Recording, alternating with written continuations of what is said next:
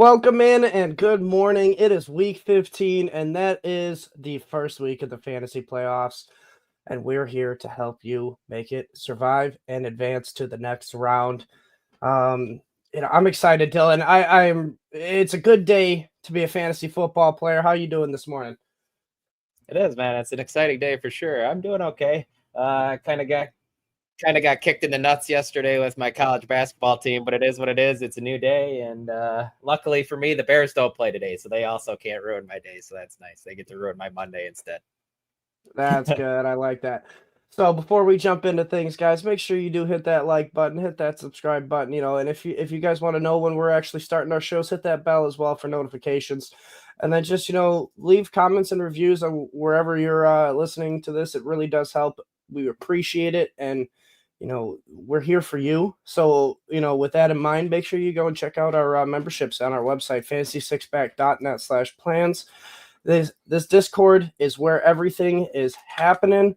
We got Keith, Dave, Chris, Alan for betting, DFS, all you can imagine there. You can make your money back for the subscription the first month right there. You got, Shane, Matt, then you got Joe, top 3 ranker currently right now. Steve with his IDP rankings as well. JJ and his dynasty rankings. Like, there's just so much value there. So go check out the website, fantasysixpack.net/plans. Get a membership, guys. It's worth every penny. But let's just jump into it now. Let's bring on one of our favorite guests of the week. He was about to say his favorite, then he changed it to one of his favorites. I must have lost something. Oh, man. Hey, look, Dylan, I want to apologize to you, man. I was all for your venting session last night. I understand sports misery, but my son made me watch 101 Dalmatians, and I just couldn't make it 15 minutes. I was like, all right, I'm going to bed. That's funny. That's like Dylan saying that he watched Home Alone after watching Illinois just lose miserably to Tennessee. Yeah, we were supposed to watch Home Alone. I told him, "Nah, it's too long. Let's do something else." He picked that movie. 10 minutes in, I was like, "I'm going to bed." Yeah, it still counts. I'm present. I'm present while the movie's on. It still counts. We've got some interesting lines today. I think last week was a get right week for Vegas, man. I know last week was tough for a lot of people. At least that's how I imagine it. I went 3-2 last week in my contest, and I was happy with that. I don't think anybody had 4 wins. Like, I was looking in the top 1,000. I don't think anybody had 4. So it's just a tough week. This week, I think you have to get back to the teams that are trying to compete, right? There are a few teams that you can kind of tell they're not really trying to do anything. The Bengals are favored by 5.5. So they're one of those teams where they're kind of in between that category of wanting to compete and not wanting to do anything. Offensively, Joe Burrow is trying to get Jamar Chase the largest contract in wide receiver history, apparently, because he's just feeding him the ball, which is fine, right? They're going up against their former offensive coordinator. I would sometimes think that would be a disadvantage, but I don't know if Calhoun's got the horses for this race. And with the Bengals offense being so aggressive, I think anything under a touchdown is still a pretty solid play. Matter of fact, 20 seconds before I came on, my friend texted me. He's kind of sharp. He's laying 2-1 odds on the Bengals to win by 8 or more. So he's pretty confident in it. Doesn't sway my opinion. I was already on the Bengals to cover anyway, but I just think it plays out for them. The Titans seem like one of the teams that might actually understand, like, hey, we're not good enough. We should probably tank at this point in the season so we can, get better players. I don't know what it is with the Jets. Like, why are you competing? I don't understand. I get it for Aaron Rodgers, but as an organization, why would you not just shut it down? Like, you have the final say in that. Me personally, I'm not going to fault you for it. You have a lot of work to do in the offseason, right? And with quarterback class being so limited, the Jets and the Giants need to prioritize getting in a position to get Shador Sanders or whoever else they think is the best quarterback in this draft. So for them to compete is ridiculous. Bengals favored by 5.5 over the Titans. I like. Steelers getting 5.5 to 6 against the Eagles. I know Pickens is out. I kind of read into the dysfunction in Philly a little bit. I think the Steelers take this game very personal. It means a lot to them as an organization and as a group. Like the Battle of Pennsylvania, I think what's his name? Tomlin referred to it as the state championship, jokingly. And I'm not saying that Philadelphia doesn't believe in it too, or doesn't want it as well. But there's kind of a look ahead spot for them as they've got the Commanders next week, I think, which is, you would think it wouldn't be a look ahead spot because they got 11 wins. They should look at the team in front of them, the in-state rival. But it's kind of one of those situations where the Steelers are sandwiched in the perfect spot, right? You get them off a dysfunctional win where they're fighting with each other, and then you get them the week before they play what is still a big playoff game. So I think it bodes well for the Steelers coming in without any distractions, really. And excuse me for wiping my eye. I don't know what I got in my eye. But I like the points initially when I seen it. I don't know if the Steelers can win outright, but it should be a competitive game, right? That's what I'm thinking, is that this should be somewhere between a field goal, honestly. So getting more than a field goal with the Steelers, I don't think it's a trap or anything like that. I don't know if the Eagles are composed enough to be a competitive team or a better team or equal team by more than the field goal, just because of the dysfunction. And it's always been there, like, got to make AJ happy. You got to make sure your coach isn't fighting with people in the crowd and things like that. There's all these little things. Saquon can only do so much. I personally think that the game plan today is going to be to sell out, make Jalen Hurts be a passer. If they bring back more RPO looks, it'll be a lot of success for the Eagles, but I don't think they're going to do that. So I'll take my points with the Steelers. Seahawks plus 3.5. When I first saw this line, I thought I was going to go to the Packers. But the Seahawks are an interesting team. If you break their season down into sections, they're a whole lot better in this last quarter of the season than what they would appear to be if you took in the entirety of their season. And I think some of that is just because they had a new coach and guys are finally getting adjusted to his defensive scheme more so than anything else. I think Geno and the offense have always been where they are as far as like their level of comfort, but the defense was just a little behind.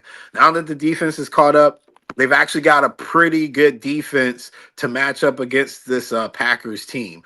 And on the other side of the ball, the Packers have a lot of injuries in their secondary, from corners to safeties. Like, they're just a little banged up.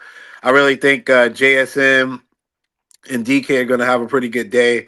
I would like to see them get the running game more involved. But honestly, if they need to air it out, and if that's the way they want to go about it, getting 3.5 with Seattle, I think is a pretty good number. So I've seen on some books it's closer to 3, or some even still have 2.5. Just take as many points as you can with the Seahawks. If it's under 3, me personally, my strategy typically is I'll go ahead and just take the Seahawks money line if it was under 3. I think they got a good chance of winning this game. A game that I'm not gonna lie, you don't have to follow me on. It's kind of madness, but hear me out. I like the Lions to cover today. I actually got in on that line. You weren't the only one. I'm pretty sure Matt was on that too, wasn't it, Dylan? Matt was on the Lions hard to cover this week too. So. Yeah, I got in on the Lions immediately after the conclusion of the game against the Rams, and I got that number at 1.5. It's at 2 now, 2.5. I will tell you that if you're expecting some Jared Allen, some Josh Allen drop off, we will not see that. That's not what we're betting on here. What we're betting on is that the injuries to the Bills secondary and just them in general having to refocus from such a hard fought game is going to catch up to them against a well rested Lions team that gets a bit of a bump with some of their guys getting some much needed rest. I like this. Obviously, we'd love to see Aiden Hutchinson come back, but we're not going to get that. So I think Montgomery and this running game will do a pretty good job against the Bills. I I know that defensively, and I haven't looked at the stats, but I know in general the defense has held up most of the year.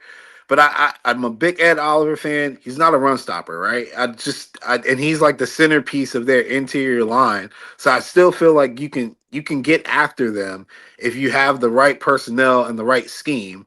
And typically the Lions, when it comes to running the ball against kind of soft interior linemen, they do a good job of that. So I think that bodes well for them. You can also control the clock that way.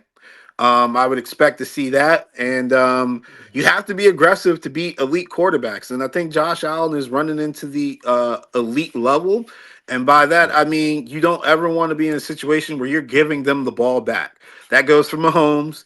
That goes for Josh Allen now. Back in the day, Peyton, Tom Brady, Drew Brees, Aaron Rodgers, when he was at his peak, Ben Roethlisberger. Like, you don't want to give these top tier quarterbacks the ball back. And the Lions are aggressive enough to put that kind of pressure on a team with them going for it on fourth down and being creative, where it's the right style that to cover a number like this, you can do that. If it was over 3, absolutely not. But under 3, I could see them doing like the crazy trick play or something needed to put them in field goal range to ice the game or something at the end. So I like that. And honestly, if the Lions just rolled the Bills, I could see that too. I really could. Like, it's a situational thing right now for Buffalo. And I think for them, the biggest thing right now is that you're not going to catch the Chiefs, right? Just keep second place, which I think they can do. I mean, who's the oh, you know what? The Steelers would be an issue. So yeah. So they would want to win, but at some level of, let's just make sure we get out this game healthy, right? Because the secondary has some issues, I believe, is what I was reading as far as health. Micah Hyde is one of them, I believe, may or may not play. Broncos favored by 4.5. Not a sexy number, but I just have a thing about this late in the season. Teams used to playing in domes, coming out into the elements. There's somewhat of an advantage there for the home team. I would say typically this is probably a 3-point game, maybe. If it was like in the middle of like September. So we've got cold weather, high altitude, and they're outdoors. I think 4.5 is fair. I think that's why we got that number. The Colts are a little bit dangerous because of the wild card at quarterback. He can make plays. And they also are a team that I won't lie to you, they are famous for going hard for that backdoor cover. so getting a number that's not a key number isn't the safest thing to do. But what I'm looking at here is that the Broncos defense can force turnovers. Hopefully they get a couple and put the game out of reach, that it doesn't matter what they do later on. But if it's like an 8-point game and the Colts got the ball with like a minute and a half left, I will be sweating this, unfortunately, because they're not gonna like give up.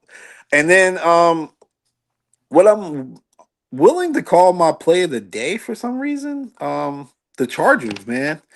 I don't want to disrespect the Bucks, but I just feel like they're not as good as everybody thinks, right? And also their current run of wins and covers have been against some really crappy teams, and they've had so many advantages, and they've made it more difficult than what it should be. Um, Jim Harbaugh as a favorite under 3 is one of the best coaches in the NFL. Like, he's over like 63%, I think. I think it's like almost 65% of the time he covers. And then if he's at home with this kind of spread, it's like 8-1 or something crazy like that. So I think that they also have secondary injuries, mainly Winfield. They play a lot of zone, which is what Herbert and the Chargers typically eat up. So I think it's a good matchup as long as Herbert can stay healthy, because he's a little nicked up himself. But even if he's got to keep throwing the ball to Quentin Johnson, I think this is a good enough of a number that they can win this game outright and cover without any true sweat. Like the Buccaneers are going to play hard, but if we get the 3 touchdowns, 2 interceptions, Baker Mayfield, they're not covering. He's got to play a clean game to cover. He hasn't had many clean games, something that hasn't been talked about. They keep hyping up all the positive numbers, but nobody talks about the negative stuff. And this isn't the Raiders, right? Or the Panthers, or all these other games where I'm just like, dude, if it was a team with a pulse, you would be struggling. So those are all my plays that I like. And then, for the folks out there that's probably wondering, don't play around with that Ravens Giants game, man. Just leave it alone. Leave it alone. Yeah, just leave it alone. It's not worth it. I even we talked to some my 3 to 4 host talks to a guy, Tim Murray from VSiN out in Vegas. He does a segment with them every week, and he was talking about their survivor pool and how there's probably maybe 20 people left, which I think is super impressive. And this is like the circa Olay or whatever, the really high price one. And the guy that's one of the guys that's like contending for it opted to save his Ravens play this week.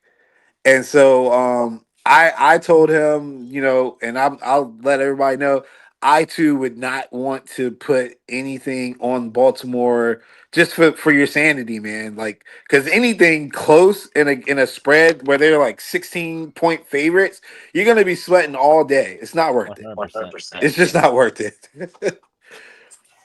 Yeah, you're sweating from the start with that. Oh yeah, man. Like, who was the Eagles? And that guy that put $3 million on the Eagles to win, and they go up, there was 12.5 against the Panthers, and they were in a fight for their life the entire time. So now, and don't get me wrong, the Giants suck. They stink, and they absolutely should not be trying to win at all. And even if they try, they probably still can't win. But this, again, I always tell people, these are the games where the Giants end up winning or something funky happens, and you say the NFL's rigged. Like, I don't know, buddy. I don't know. That's great stuff, Alan. Yeah. As always, we love having you on here.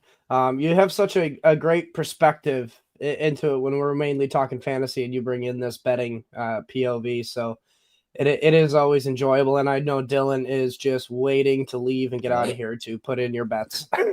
Dylan, you should have hit me up yesterday, man. I was doing okay. I had UConn over Gonzaga, and I had Dayton over Marquette. I'm a VCU guy, so obviously I know Coach Grant and Shaka. But Dayton at home is so over. Like, they're gonna lose to Fordham on the road in a couple weeks, probably something dumb like that. But at home they're nice. But I also had Purdue. That didn't work out too well for me. No. But as an Illinois fan, I was happy with Purdue going. Yeah, I'm sorry, man. I was rooting for you. I can't stand Barnes, man. I really can't. He doesn't deserve success. That was a tough one, man. That was a tough loss. But Alan, before you hop out of here, just remind everyone where they can find your stuff. You can. It's probably best to just reach out to me directly on social media. On Facebook is Alan Sanders. Honestly, if you're part of Fantasy Six Pack, just at me on Discord. I get the notifications, or tell Dylan and Mike or Keith that you can't reach me, and they'll text me or something, and I'll come on, because show's kind of spotty around bowl season. We're the only station that carries the bowl games because we're ESPN affiliate, so my show doesn't really play as much. So I'm not going to tell people, hey, listen to the radio, because you might not hear me. You might hear the Cricket Bowl or something like that. Love it. But all right, Alan, man. Well, we'll talk to you next week, hopefully, and have a good week with your bets, man. All right, take care. Good luck. Thanks. All right, guys. Thank you for waiting so patiently.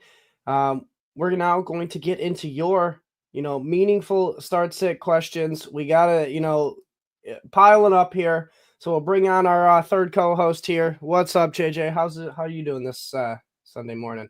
What's up, man? I'm doing good. You know, we made it. We are officially, like, I know some leagues started earlier, but we are like officially in the fantasy playoffs for like every league now, man. Like, this is like what we worked all year for. Like, I'm excited to see how it all plays out. I don't know about you guys, but I got a lot of teams playing today.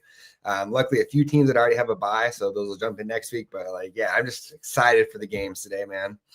I have a few teams playing today because a decent amount did have buys. A decent amount of my leagues did have buys, so I didn't have to deal with the first round buy. But I think I had like 12 teams. But what a week to get it though when you get that beautifully game on Thursday night. 12-6. Man, I messed up, man. I was tilting on my lineup like all year long. I have not like really reached out. Like I think every once in a while I've reached out to you guys like, hey, how do you guys lean on this? But for the most part, like I have like stuck to like just setting my lineups and leaving it. I was talking to a whole bunch of people, you guys included, man. I freaking ended up starting Juwan Jennings, and I'm like that sucks. But then at the same time, he had 9 targets. He had a touchdown that he just didn't see the ball coming off of the release where he's wide open. So process was right. It's just it's tough to sit and look at that one all weekend now. Yep. Yeah, for sure. The process was right though. You start Juwan Jennings with 9 targets. I mean, 9 targets and a touchdown. Happy sees the ball if it doesn't get lost in the rain or lights or whatever it was. But hey, that's the breaks, man. Like that's fantasy. It's the game we play. Like there's a very good chance that one of the superstars is going to have a very similar performance today to tank somebody. So that's why I play the game. Hopefully the process is right today. So we'll jump right into it, boys. We had Jamie coming out here with Mark Andrews or Hunter Henry this week. I think this should be a clean sweep for Andrews, but that's just my opinion. Yep, that's an easy one for your studs. We got you here. The Andrews. Yep, sure. Yeah. He has been a stud as of late, and they're going to use him in the red zone. So don't overthink it, Jamie. And then he's got Josh Palmer or ETN here. I mean, I've been telling people for weeks now, do not start ETN if you have the option. And I'm going to stick to my guns on that one. I'm going to go with Josh Palmer this one with Herbert in a juicy matchup against the Buccaneers. Mm-hmm. Yeah, I know Ladd could be back, but the matchup for me is too good to pass up. And ETN just is literally doing nothing. Literally doing nothing. Yeah, I'm good on him right now. Yeah, I don't honestly feel super great starting either of these guys, but at least we've seen Palmer put up numbers in the last week or two. So let's sweep it. What's up, Brandon? He's got McLaurin or St. Brown. Play both. Find a way to get the lineup, honestly. But if you're gonna make us choose, it's St. Brown. Well, St. Brown last week, he's coming off the little bit of a downer that he had last week, man. So you gotta feel like he took a backseat last week. They're gonna get him the ball this week against Buffalo. I know the matchup is a little tough, but he's the best player on the field for that offense. You can make a case for him and Jahmyr Gibbs, but St. Brown is still a lock it in type of guy for me. How dare you? Penei Sewell is the also very good at football. Yeah, that was kind of a dumb thing to say. So yeah, I get it. I'm just kidding. But yeah, McLaurin could take a backseat this week against the Saints with Commanders going into town. Like they could just run it down their throats and get out of the week. I like this comment from Chris here. That made me laugh while Alan was talking. We started with the shady field goal game on Thursday. That was just a weird game to start the fantasy playoffs. Can't believe we're getting questions like this, but we appreciate it, Chris. PPR, Tyrone Tracy or Breece Hall for the fantasy playoffs, boys? It's Breece Hall, man. Yeah. Find a way to get both these guys in your lineups ideally, but yeah, I mean, I think if you can only start one, I think you go Breece, unless like we hear some news between now and then that it's like, oh, he's only going to get half the snaps, or it's going to be, he's a little bit limited. At that point, then I'm okay shifting to Tracy. But if the word's out there that he's active, he's going to get a full workload. There's no way you sit Breece at this point. I mean, this is why you drafted him, why you held on to him this long through the ups and downs. Yep. I look at it as just Breece he's going to get more volume, we expect, than Tracy. Tracy saw 10 targets last week with Drew Lock. It's DeVito this week, so that is also hopeful. We're going to see that with Tracy. So give me the guy who I trust just a little bit more, even though both of these guys are hard to trust this week. All right, Dion, Darnold, Herbert, or Jordan Love. I think Love is out with how they've been, his passing touchdowns have gone down because of the Josh Jacobs rushing touchdowns. So I'm going to lean Darnold in this one. I don't know how you could sit Darnold coming off of that 5 touchdown game. I think I'm with you. I honestly thought you were going to say Herbert, man, and I was going to disagree. I like the matchup. I do. I really do like the matchup, but Darnold is just hotter. Yeah, and the matchup isn't bad against the Bears anymore, to be honest with you. The defense seems to be on the decline here with the new defensive coordinator. Maybe they're looking forward to being able to go to Cancun here in a few weeks. So, yeah, I'm all right going Darnold here, but Herbert is a close second because of the matchup for sure. But that offense just taken a step down, man, since the Dobbins injury. I'm going to keep saying that. So, what do you got, JJ? Yeah, I thought I was about to be on an island here with Darnold, but yeah, I don't know how you sit him. Like his floor is basically 25 points every single week with the ceiling of 40 plus points like we saw last week. So yeah, I'm not sitting Darnold. Is there somebody paying him in free agency? Who is it? Is he going to the Raiders?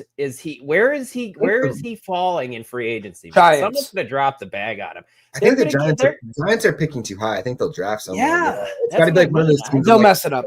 Like where the Raiders were last year, kind of like someone picking in like that, like early teens range. That's kind of like the best.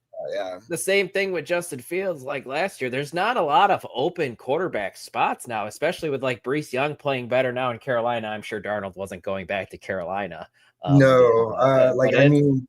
Maybe he'll chase Kirk Cousins out of Atlanta like he did. Cleveland wouldn't. They don't have the money to throw to quarterback with Watson, but they're picking at 8. So like if they had money, maybe New Orleans, they're picking 11. So they're not really in a spot to grab a big quarterback. But outside of that, you got Dallas, San Francisco, Miami, Indianapolis that are picking that next stretch, and they're all locked in at quarterback. So then it's your Atlanta.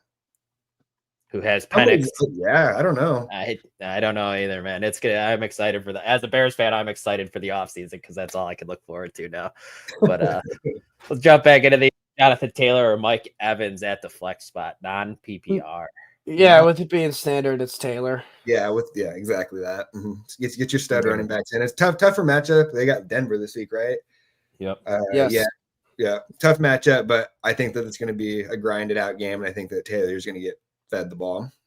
Well, Denver the last 5 weeks have been more susceptible to running backs. Their third best matchup in schedule adjusted points per game the last 5 weeks. So it is a tough matchup, but it is a better matchup than earlier in the year. Deion's got Hopkins, Reed, Waddle, Brian Thomas. Well, this is exactly like one of my teams. I can't trust Reed right now.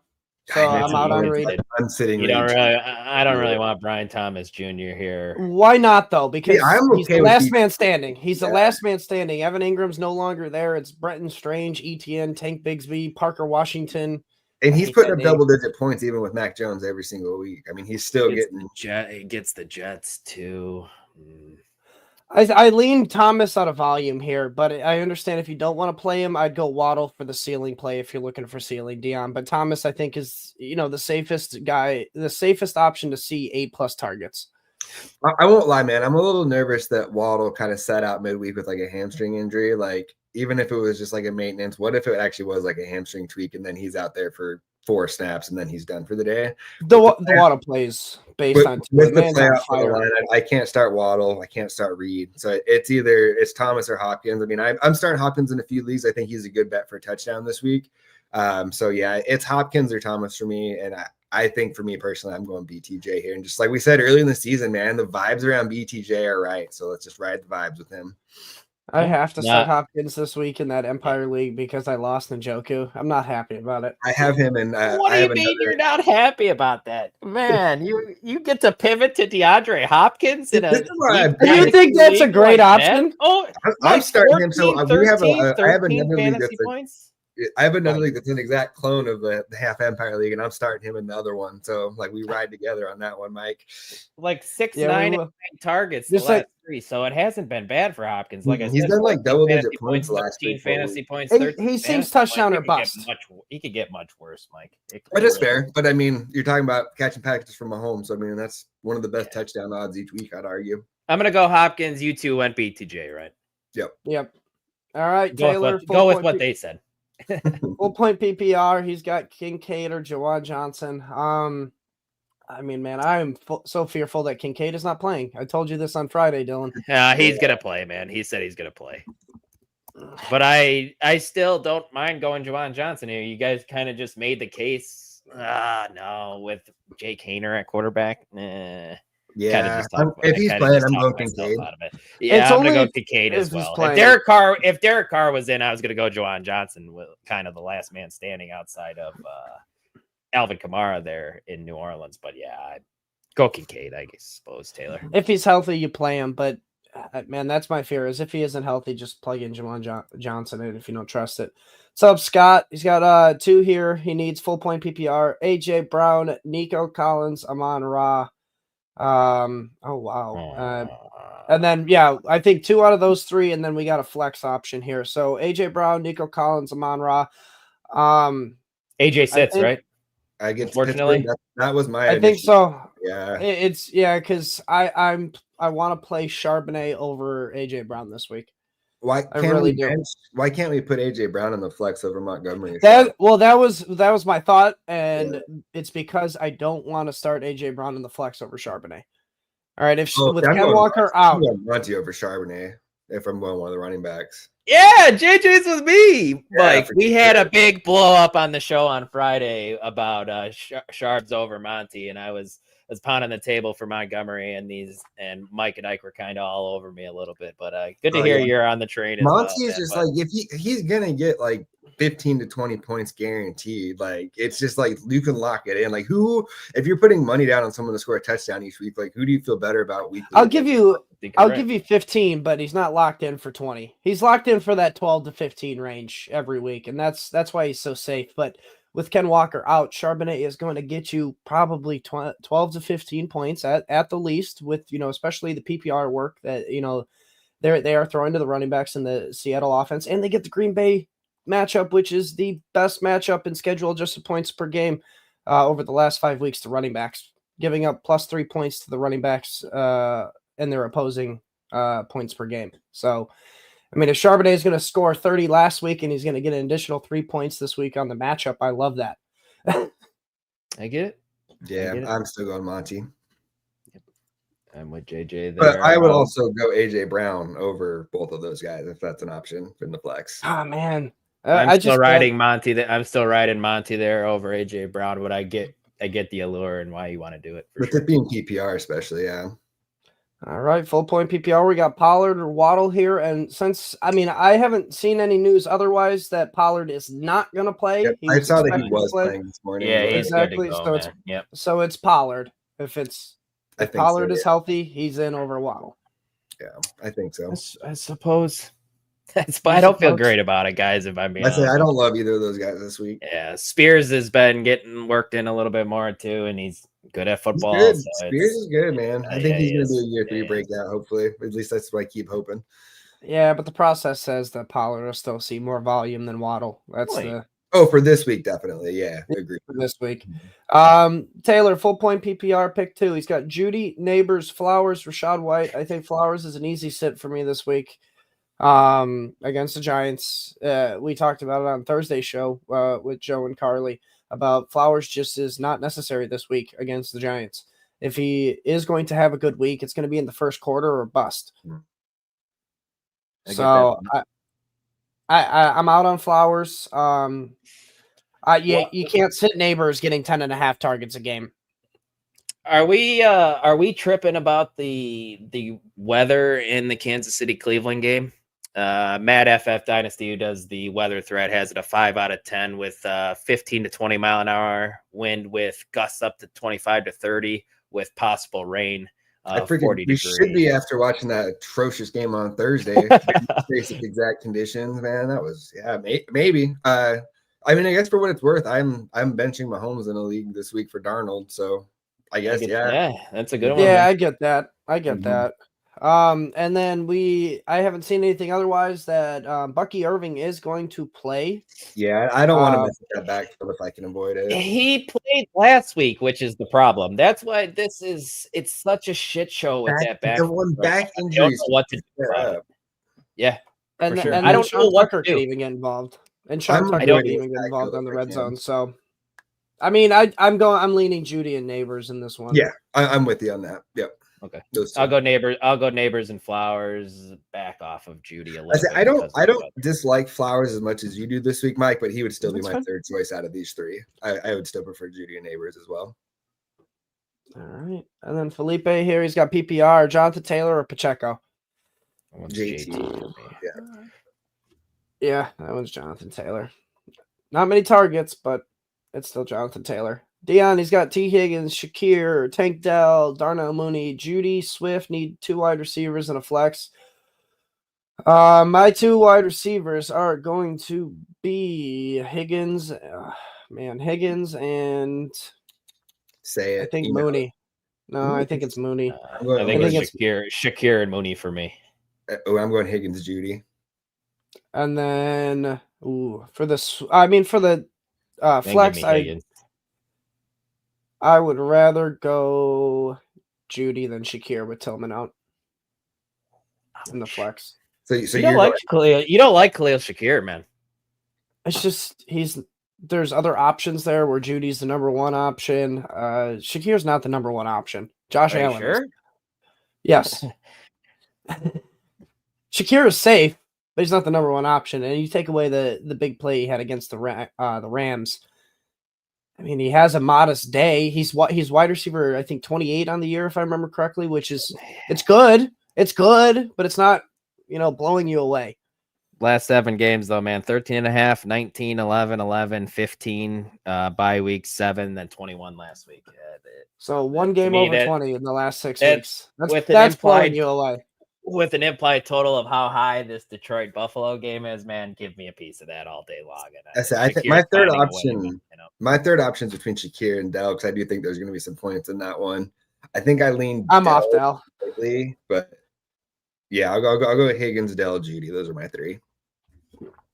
Man, all I gotta say, JJ, is don't let your dynasty brain get you on Tank Dell. Don't talk to him like that. No, well, number 2 option in a game that's gonna have a lot of points, man. Yeah, and he's still wide receiver 52 on the year.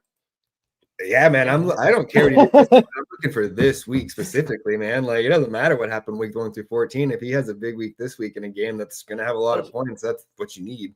I think it's Shakir or Dell. I think it's one of those guys that's gonna have a big game. It's just kind of like a secondary option in that game. It's just which one do you think is gonna be? If you give me those 2 options, I'll lean Shakir over Dell. What's up, Chase? He's got full point PPR, start 1 wide receiver and 1 tight end. Devontae Adams or Flowers, and then Andrews or Kraft. It's Adams for me. Yep.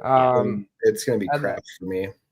Oh, Kraft for you. Man, he is seeing red zone targets. It's just the passing volume. He's like the only one that hasn't fallen off with like the rest of the Packers passing offense falling off, really. I gotta look at the tight ends the last 3 weeks here.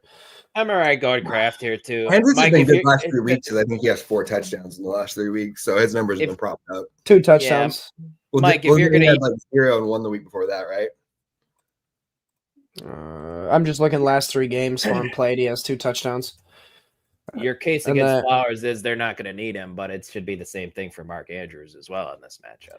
So that's but the thing is they use Mark Andrews in the red zone, and that's like he has more touchdowns the last 3 weeks than Tucker Kraft with 3, and he's got more targets. So give me the guy who's safer and who has more touchdowns.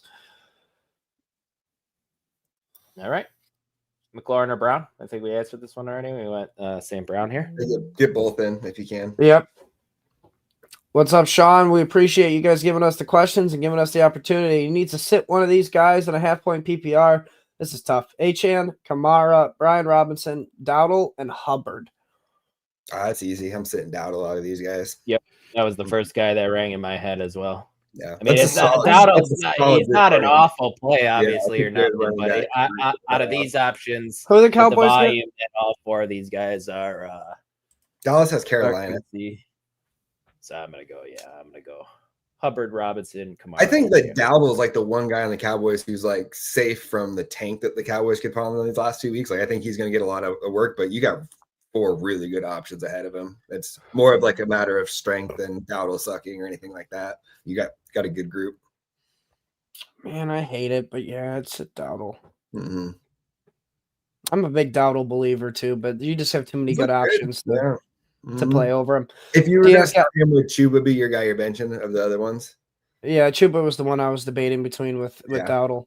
I think who else is going to get carries though in Carolina? That was now the Brooks. Yeah. Who is? I don't even know who the other running back is. Well, because I think Blackshear went on IR too, so I don't know. Sanders is on IR. I honestly don't know. So it's that one's. All right. Well, we got Deion here with Higgins, Flowers, JSN, Shakir, Bucky Irving, Chubb need one wide receiver, one flex. I mean, I think it's JSN and Higgins as your wide receiver and flex. Yep. Jason and Shakir for me. Oh, you're in on. And he hates Higgins this week after the disappointment last week. I get it, man, but he's been so good every other week he's played besides that. Like he's like pretty much, at least depending on like if you're scoring, like for most of my leagues, he's high teens every week, but last week basically. So yeah, Joe Burrow on a heater. They got like the Titans this week again, or Titans this week, I think. Yeah, the Titans. Yeah. Mm-hmm. Yeah. All right, Josh. Winston in a weather game or Richardson against Denver? Give me Richardson in this one. Yeah, I think that Richardson's going to need to use his legs, and that's one that's going to be good for fantasy teams. Denver's one of those teams, too, that have been better matchups for QBs as of late. 2, 4, 6, 8. 10th best matchup in schedule-adjusted fantasy points per game. So Richardson, give it to me all day, even though the last 4 weeks he has a 46.5 completion percentage. Give it to me, Neil. Give it to me, Neil. Michael, Daniels or Burrow? This one's easy for me. It's Burrow. I know Daniels gives you the rushing floor, but you cannot sit Burrow on a heater right now, and they're still trying to make the playoffs, so you know he's going to go ham. Yeah, I think both guys are going to have strong games, so you have a gut call, trust your gut on this one, but yeah, I'll go Burrow. Trust the guy who has the wide receiver leading the league in receiving touchdowns. Yeah. It's hard to argue with that. Yeah, Dalton. Yeah, I don't think either are bad starts, but yeah, I think you're going to get 20 points probably out of either guy. So yeah, no wrong answer. All right. Dalton needs 2 out of here. AJ Brown, Jerry Jeudy, and Drake London. Oh man. You guys can ostracize me for this, but I'm going Jeudy and London over, and I'm setting AJ Brown. So I'm gonna go Brown and London, and the only reason being is where you got 3 pretty good options. Like I'll go ahead and sit the guy playing in the weather. That's just kind of that's the tiebreaker for me as well. Yeah. Especially with options of Brown and London. And guys, we've seen it time and time again. When there's drama surrounding a wide receiver, what usually happens? He finds his way to get in the end zones, and they don't normally face the Pittsburgh Steelers when that happens, though. That's the tough part of the Steelers is no pushover defense. Oh, for sure. These have been the top 2 defenses, I think, over the last 5 weeks, Philly and Pittsburgh. Mm-hmm. Matthew here, he's got Breece Hall, Jerry Jeudy. Thanks for the help. That one I got to go Breece Hall. Yeah, for sure. Breece too. Mm-hmm. All right, PPR flex. Should Jason start Rachaad White or Jameson Williams? Projected to lose by 20 points. He had Puka going on Thursday, and I had Jennings. If you're projected to lose, Williams, there is not a better player to chase a ceiling with than my boy J-Mo. Yeah. Especially in a game that has the highest over-under of the week. Like you said, it is a game you want to, get pieces in. It'd be a little bit different if Bucky Irving was out. Then I think Rachaad White could offer you a higher ceiling. But with Bucky Irving in, I lean J-Mo. Game total 54.5, guys, in that Bills-Lions game. Yeah. I thought I remember hearing that's the highest of the year so far. I think it's really close, yeah. So J-Mo. Yeah. Keenan Allen, Jameson Williams, Adam Thielen, Charbonnet, Javonte Williams. Need 1 wide receiver, 1 running back, and 1 flex. So let's do the wide receivers first. You got Keenan Allen, Jameson Williams, and Thielen. Oh man. Jameson Williams, and then I'm gonna go Charbonnet, and then I'm gonna go Adam Thielen. I'm gonna go Charbonnet as my running back. I want to start Thielen, and my flex will be Jameson Williams. Keenan Allen has a great matchup this week. I can't sit Thielen though, and I really want J-Mo this week. That's just me personally, Dion. Yeah, I'll go Sharps as well. J-Mo, and I think I lean Keenan Allen over Thielen. Don't mind that at all. Yeah. Old man Thielen he's going to help people win a championship, JJ. You watch. So compared to old man Keenan Allen, baby. Yeah, I mean they both might be winning people championships. Let's be real here. Zachary, thanks for tuning in, man. He needs to start 3 out of here. Kamara, Chase Brown, Aaron Jones, Charbonnet, and Rashad White.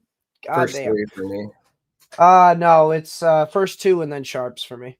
Oh, hi! No way! I'm sitting Aaron Jones this week against the Bears. Get it? I'm going Kamara, Brown, and Jones here. I get it for sure. Ken Walker out. That's the thing. Yeah. Oh yeah, Aaron Jones is a freaking stud, man. Anytime he plays, he puts up big numbers. Yeah, for sure. Yeah. Everybody listening, it's 10:30 Central Time here, so make sure to get your start-sit questions in. We got about a half an hour left. We appreciate all the love we've gotten this sported already. If you could give us a little more by hitting that like button and subscribe to the channel, we really appreciate it. But it's been a lot of fun this morning, a lot of fun all season, and let's just keep the good times rolling here. Mike, What do we got? We got Rico here. Man, I wish you were, had a Rico Dowdle in this question just because your name's Rico as well, man. Running back starts Pacheco or Najee Harris. It's a bad matchup, but he's just seeing more volume. Give me Najee Harris. Yeah, that's the right call there, I think. Yeah. And then tight end Ferguson or Hunter Henry. Berg. I think Berg is the guy here. Yeah, I think he could just kind of volume his way into a decent day. Slight edge for Ferguson, in my opinion. Nope. Njoku is inactive. Breece Hall officially active. Pollard is officially active. That's all I got so far.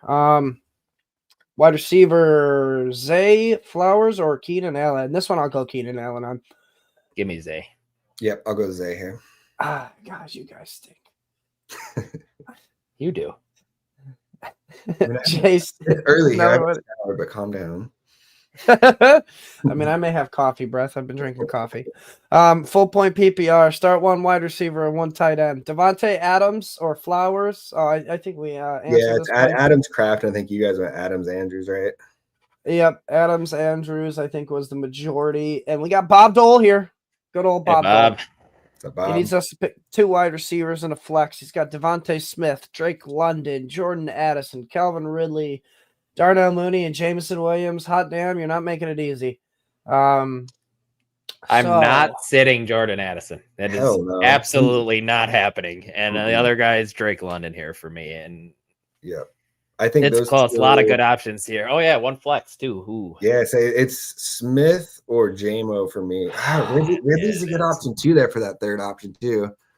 Okay, so I think Addison and Ridley are locks. You can't sit those Ridley's 2. A lock. You think Ridley's a lock here? Okay, so with the amount of volume Ridley's seeing, I'll lock in him. So London, Addison, Ridley. And with Ridley. With Ridley having the Walmart brand, Jameis Winston, Will Levis throwing him the ball, we could easily get some, pick sixes in that game and even more volume for Ridley.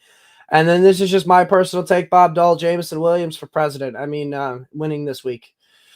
Oh, you're going to sit London? No chance, Mike. He's wide receiver 8 on the year. His lowest game in the last 5 weeks is 9 fantasy points. It's no chance. Jameson Williams, I mean, no Jameson chance Williams you're is sitting seeing the targets, man.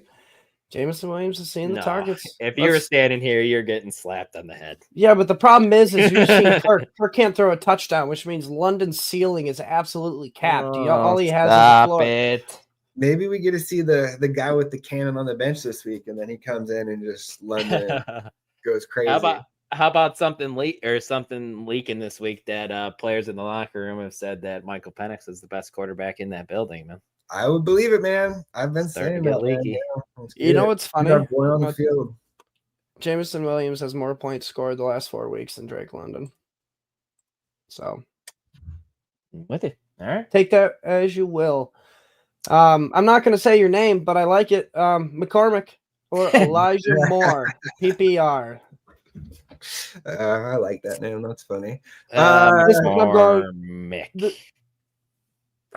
This one I'm going since you guys. I don't like it, but I'm going to go McCormick. Avoiding that. He's going to see volume.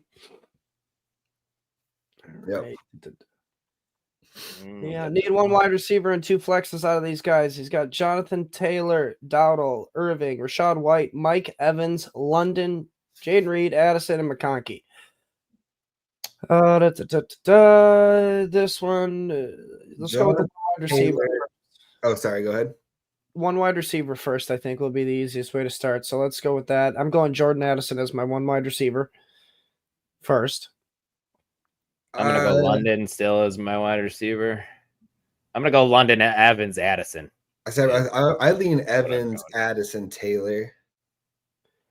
I lean okay. Addison, Jonathan Taylor, and then oh man, this is gonna help, but I'm screaming Dowdle. Dowdle is screaming out of my heart, but I can't do it, so it's gonna be Addison Taylor in London. Addison Taylor in London. Oh, you said London. Okay. I thought you were sitting him again here, and I was gonna slap you. He gets the Raiders. Yeah. It's the Raiders. I get that. But there's Darnell Mooney, there's Ray McLeod, who's also getting targets as well, so that's like the problem. Kyle Pitts is irrelevant, so we don't need to worry about it. I know, that one's a bummer. Kyle Pitts is, RIP, I think. Mayfield, Herbert, Love. This one's easily Herbert for me. Yeah, I'm good with that.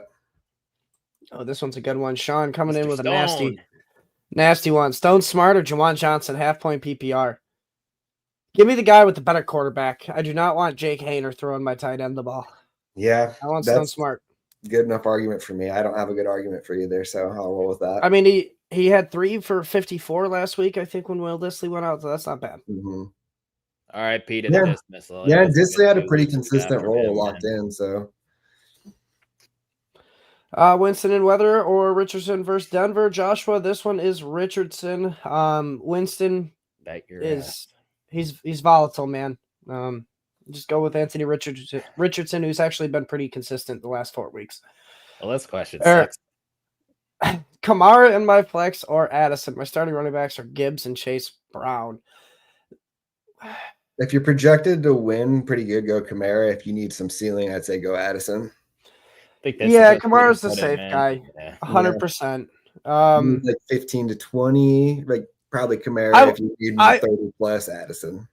I wouldn't even follow the projections. I know your suggestion, but I would just say follow your gut. If you think your gut says you're going to win by a lot, just play Kamara. If your gut thinks it's going to be close, I say go Addison. Yeah. I don't have anything to push back on here. David and Njoku officially out. Did you say that already? No. Yeah. This one. Okay. I mean, I get the fear chase, but Andrews is still seeing more targets than Kraft. All right, Michael here, sit 1 half-point PPR, Breece Hall, Joe Mixon, Chase Brown. God, you said Breece Hall then, unfortunately. Yeah, in this matchup, you got good enough options to go without him for sure. Kenneth Walker will not play this week. Charbonnet to the moon. All right, PPR flex. Should I start Rashad White or Jameson Williams? Projected to lose by 20 points. I think we answered that one for you. But then he's got the QB question in here. Bo Nix or Jameis Winston, 6-point passing touchdown. I could go Nix here, right? Yeah, I go. Maybe the better weather game. He's actually been pretty solid the last 4 to 6 weeks. Like he's way. I'm not as scared as the weather as you guys, and that could be my downfall this week. But either way, I'm still not going Winston. Nix is felt like my downfall on Thursday for 2 of my teams, so I just don't know if I can put myself through that again twice in 1 week. Yeah, don't overreact. That's the hardest thing to do. You would be overreacting if you started Juwan too. I started Cooper Kupp, so it's not much better. So you're with me a little bit then. Gabriel wants to know, do we feel confident if Vlad plays this week? He's got Jacoby down, Thielen as replacements. I'd start Jacoby probably regardless, I think, this week. I'm going to go Vlad. I mean, if Vlad's healthy, yeah. I don't know. It's standard. It is standard. Oh, okay. I missed that part. So at that point, then you're touchdown chasing at that point then. Yeah, I think I like Vlad. Do you like Ladd still over Thielen? Yeah, if he's in, he's the touchdown guy with J.K. Dobbins out and Will Dissly out. Yeah, I'm good with that. Okay, let's go Ladd. I'm But confident he's going to. I'm not confident is my answer. Elizabeth, thanks for joining us. Ooh, this one's a tough one for me. Tua or Darnold, because Tua has been hot. He's been QB3 the past 4 weeks. Tua is freaking killing it, man. Like the wins have not been there, but him personally, he's like on pace to break the accuracy record for the season. He's playing great. That being said, I'll go Darnold still. Yeah, I'm with you. That's my lane too. Who did the Dolphins play?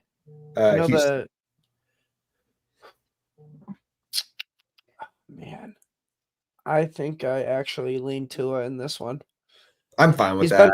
They're both. Yeah, it's a flip of a coin, but I think Tua gives you a better ceiling this week because the Vikings. I know the last time the Vikings played the Bears, it was kind of a little bit of a shootout, but it can easily not go that way. Dylan, you've seen those Bears games; they can go into halftime with 5 yards of offense. Well, the Bears, yeah, but not Minnesota. That's what I meant. To where Minnesota may not need to do as much. I actually feel the opposite of you. I think Tua has a safer floor, but Darnold's got the higher ceiling in this one. That's interesting. But yeah, they're both good options. I think. The Bears are struggling right now. It's hard to have a ceiling when you're playing a team that can't score. Michael, start to PPR. Rashad White, Bucky Irving, DeAndre Swift, or Tyrone Tracy. Swift is out for me this week with the matchup. And Rashad White for me. Even if Bucky's playing, back injuries scare me. Back and hip injuries, those can just one little weird hit or twist, and that can flare back up. Well, he started last week, and it flared up again. So that's the fear I see again. That's the fear I have since we've already seen it once. I think you're right. It's Rashad White and Tracy here. And he didn't put in a full practice this week, right? He was limited all week, I'm pretty sure, as well, too. So we don't even really have that. I could be wrong. If someone fact check me on that, if you know differently, but I don't think he got any full practices in. I can't recall. Rome the host, start 1 running back, wide receiver, 1 flex. It's nice to have another host here. He's got Tyrone Tracy, Sincere McCormick, Thielen, Downs, and Ladd McConkey. Tracy is the start for the running back over McCormick. McConkey is your wide receiver to start. And then I think that's right. Thielen's the flex. I was gonna say you could probably. I don't trust Downs this week. I don't trust the injury. No, so I love Downs, but I'm not starting him this week unless I have to. So that leaves it between McCormick and Thielen. I think Thielen is the guy that I feel safer with. All right, AJ Brown, Jerry Jeudy, Drake London, Brian Robinson. Start 2 wide receivers, and he needs 1 for the flex. Your flex is locked in Brian Robinson. And then, like I said, you guys can argue with me, but I'm going Jeudy and London. I'm sitting A.J. Brown this week if I have options like Jeudy and London. I will go Brown and London here. Well, might be. No, nice try. So Njoku. No, sorry, not Njoku. No Njoku. 4-0, baby. That makes it nice and easy. Yep, QJ.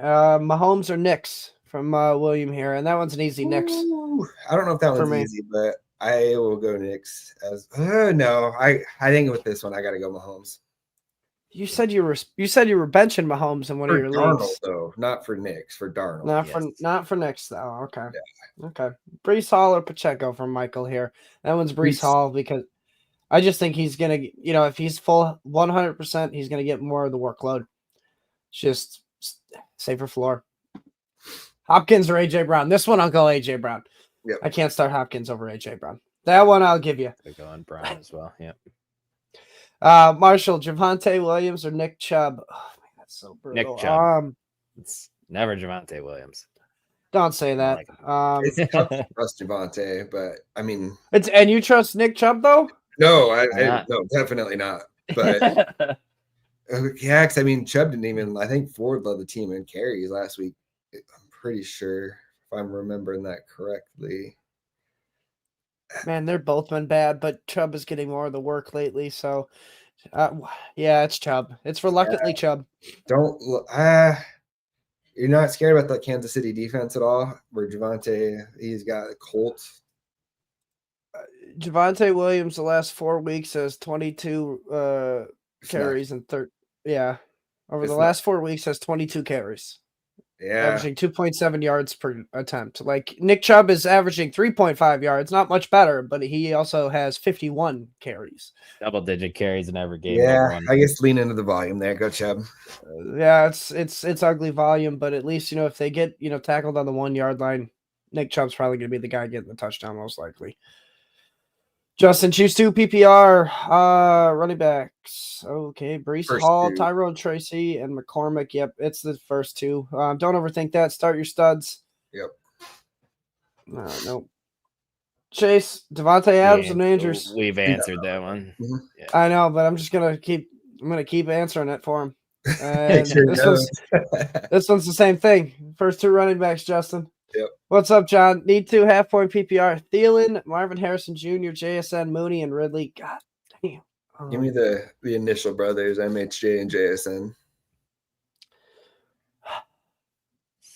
If you wanted to go Ridley or MHJ, I'm good with that too. I think that's where I'm gonna go. JSN and Ridley. The safer play is JSN and Ridley, John. But like everyone is thinking, this is supposed to be a spike week for Marvin Harrison Jr. So if you're chasing ceiling, I think Marvin Harrison Jr. and JSN's the ceiling plays. They can keep talking about spike weeks for Marvin Harrison Jr. man until it happens. It has happened. I'll go pull up his stats for you. You work on the next question. We got Stone Sparta, Calcaterra. That one's Stone. Well, do we like them more than Kincaid or Juwan Johnson? No, I will start. Not over Kincaid. Not over Kincaid. Kincaid. Yeah, no. I'll still go with that. All right. Oh, Kevin. So downgraded Shakir here. They're asking. Go ahead, Mike. Last week 8.9, previous 17, previous week 7.7, 16.4, 3.4, 23.1. It's up, down for the past 6 weeks. The floor is just poop. I agree, but that's what I was saying. And the ceiling isn't massive. It's against the Patriots, though. Patriots can't stop anybody as of late. QBs they've faced. So yeah, that's why I say if you're chasing ceiling, go Marvin Harrison in that one. Kyle, Laporta or Devontae Smith in the flex. If this was tight end premium, it's Laporta, but I can't start Laporta over Devontae Smith. Yeah. If it's not tight end premium, I'm gonna go Devontae Smith still. Yeah. Yeah. With you. No, that's the right answer. Yeah. Devontae. Yeah. All right. Breece Hall, right? Pacheco. I was reading Kyle's comment. Breece Hall, that's yep. Mike, should I start Breece Hall or Isaiah Davis? That one's Breece Hall. Don't overthink it. He's active, yep. Mahomes in the rain or Russell Wilson? It's Mahomes, man. Yeah, I'm not playing Russell Wilson with George Pickens not in the lineup. Yep. I'm not doing that. And then Tyron. Yeah, Tracy or McCormick. That one's Tracy. Yep. All right. Mike's got Rodgers, Gino, and Kirk Cousins. He's leaning towards Rodgers, and we're here to help get you off that cliff. Don't do that. Go get away from Rodgers. Man, I don't know about Gino. I'd actually go Kirk. I know he hasn't been throwing touchdowns, but he's at least throwing the ball. Gino, as of late, is not throwing the ball as much like he was in the first part of the season. Yeah, I know that might be spicy. I'm going Gino here. I can't trust Kirk right now. I feel that. I'm gonna still. Man, I'm gonna lean Kirk here out of that too. If I'm Herbert or Tua, I'm gonna go Tua here. Yeah, give me Tua in that one. Man, Herbert's got such a good matchup, but Tua's just on fire. Fuego. Should I sit Kelsey or start Jonnu Smith with weather in Cleveland? I mean, you should be starting Jonnu Smith over Kelsey for the past 5 weeks, Dion. I'm not trying to be mean right there, but Jonnu Smith's been on fire. The overtime saved him last week, so I do get the worry. Like Jonnu had 0 points. Jonnu had 0 points in regulation. Yeah, 0 points, and then he didn't. Right, but I mean, he's tight end. He's tight end one. Still matters with that, Mike. He played 60 minutes and didn't score a fantasy point. And he's still tight end one the last 4 weeks. Right, but what if there's not overtime this week and that happens again? That's one game though. You can't take one game as you got to take the 3 other games where I'm telling you he did really well and put that into perspective too. Like I get what you're saying, but that was a 1-game thing. Yeah, I don't know. Kelsey has not been good for how many games? I mean, he hasn't been bad. Like 5 for 45, 7 for 68, 6 for 62. Like I don't know. I don't think he's been terrible. No, he hasn't been terrible. The floor is better for Kelsey. The floor is better for Kelsey. Like John's floor is literally. I disagree. 0. I disagree. His floor is literally 0, Mike. We saw it last week through 4 quarters. 0. Kelsey has seen less targets than Jonnu Smith. That means he has a lower 0. Floor. Okay, so even in that 0 game, he still has more targets than Kelsey. That means he has a higher floor. That does not what that means. Yes, volume equals floor. The guy who can't score 0 has the higher floor than the guy who can score 0 points, Mike. No. Is that right? Oh my gosh. Jonnu Smith, the past 4 games, is tight end 1. I don't know how you could say his floor is 0. Well, what would he have been if he had a 0 and they didn't go into overtime, Mike? Literally, he has more than double the amount of points the last 4 weeks than Travis Kelsey. What are you talking about? Start Jonnu Smith. Start Jonnu Smith. Don't listen to Dylan, Dion.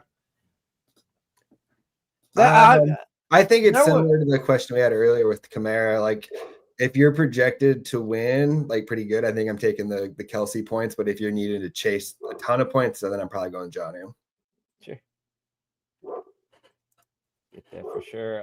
Hurts or Daniels here? Give me Jalen. I say even in this rough patch, he's still putting up fantasy points. Yeah. Like Malcolm, good to see you too, man. I'm still on the Kelsey question. Jameson Williams or Marvin Harrison Jr. You're taking into effect, Mike, that he didn't have a single point in regulation last week. Okay, for 1 game. For 1 game. You're taking the 1 game and overshadowing his entire last 4 games. That's my problem. I get that, but then if you go back before that 3-game stretch where he put up 180 and 100 yards. What was he doing? 46, 20, 62, 0. So, I mean, if you're looking at the full body of work, like Smith has been just as up and down. It's really a 3-game stretch where he put up big numbers. That's what you're going off of. Very mid. But look at the last 4 games for Kelsey. Tight end 13, tight end 13, tight end 12, tight end 13. If you need like the guaranteed 10 to 12 points, I think you go Kelsey. But if you're chasing ceiling, then I go Jonnu there. But I think that if you need guaranteed double-digit points, I think I'm probably going Kelsey there. But if, like I said, if you're needing 20 plus, then yeah, I'm okay going Jonnu there. But I don't know. I think it's closer. I just think it's closer than like it being a complete clean sweep for Jonnu, I guess. I don't think it's a huge gap between those two. Good. Jameson Williams or Marv here? This one tears me to shreds. I'm going to slide with Jameson Williams here. Is where I'm going to say. I think I go with MHJ and don't feel great about it. I don't feel great that you guys split because I don't know what I want to do. Well, hurry up because we got 6 minutes and still some comments to answer. I'm a J-Mo guy. I'm going to lean J-Mo on that one. I'd say, yeah, I would have been a little disappointed if you went against your boy on that one, Mike. I'm glad you stayed. I'm a Marvin Harrison boy, too. I like Marvin. Tucker Kraft or Juwan Johnson. That one's Tucker Kraft. Easy. Yeah, I think Kraft's in for a big week. And I know Dylan thinks that's Kraft as well. Keith, thanks for joining us, man. He's got Jordan Love or Darnold. Easy Darnold. Get him in your lineups. Lock it up. Mm-hmm. Hey, Jacob, we appreciate you, man. Yeah, I like that. Thanks for sticking around, man. Yeah.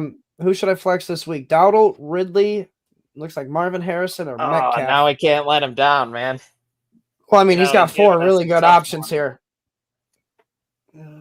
Like, you can't get, oh, man. Who you starting over these guys, Jacob, to where you can't get these guys? You're like, Metcalf, I can understand sitting him. Yeah. But why you can't get Marvin, Ridley, and Dowdle in this lineup? Oh, my gosh. Your safest floor is, in my opinion, Dowdle. He's going to get the most work. I think I'm okay with that, actually. I think that's if you're needing double digits guaranteed, I think Dowdle's your best bet at that. I don't think he has a high ceiling, but I think he has like a pretty pretty high floor. I think if you want to just play it safe this week, Jacob, go Dowdle. If you want to reach for the ceiling, Dylan's going to disagree with me, but it's Marvin Harrison against the Patriots.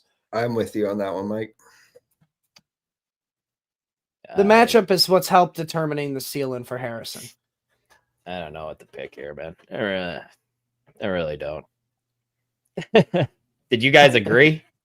Yeah, I think yeah. we're Okay, yeah, we then did. just go because I don't want just go. Just move on. In my opinion, doesn't matter. Russell Wilson or CJ Stroud? This one's CJ Stroud, even though he's been struggling. I can't do Wilson without Pickens. Yeah, he needs a deep ball guy there. Otherwise, you're putting a lot of faith in Calvin Austin breaking a long one. Not happening. I'm not wanting to bet on that. Chuba Hubbard, Rico Dowdle versus each other. I think Hubbard here, but this one was close. I mean, we had like that one question where they had the 5, and I think we were debating between these two on who we were sitting. So if you have a gut call on this one, I'm fine going either way on this one, but I lean Chuba personally. I lean Chuba as well. Yeah, Panthers have been a little bit better against the run as of late. Panthers have been pretty solid all around as of late, surprisingly. Like they've been making teams take it right down to the wire. All right. Next one we got here. I think that's Rashad White or Bucky Irving in the flex. Neighbors in the flex. I think you just go Rashad White. Yeah, play the healthier guy. That one's Rashad White. Yeah, I think so. Oh, Shakir or Jameson Williams. Personally, I would like to go J-Mo, but Shakir is the safer option. He is going to see probably 1 or 2 more targets than Jameson, but I like Jameson in this matchup. I'm going to go Shakir. I'll go J-Mo. Montgomery, Brian Robinson, Saquon, Derrick Henry, anytime touchdown. Y'all approve? Absolutely. Lock it in. I can't disapprove of that one. You got some pretty heavy hitters right there. Pat Freiermuth or Juwan Johnson? It's Pat Freiermuth without George Pickens. He's going to get fed a ton of targets. It is. Clayton, make it make sense, please. Pick 2, Brian Thomas Jr., Amari Cooper, Jacoby Myers. I'll go the first 2. Sit Myers. Yep, that's where I lean to. Only because Ritter and quarterback. Only because of Ritter. There's some uncertainty there. Yeah. Yep. Cooper saw 14 targets last week. Deanna flipping a quarter on Kelsey and John. No. We like the fight. Fight to Aaron Rodgers versus Jacksonville on an emergency stream, or Cooper Rush versus Carolina. I go Rodgers there. Cooper Rush is just. I want to see Trey Lance, man. I'm so tired of watching Cooper Rush play.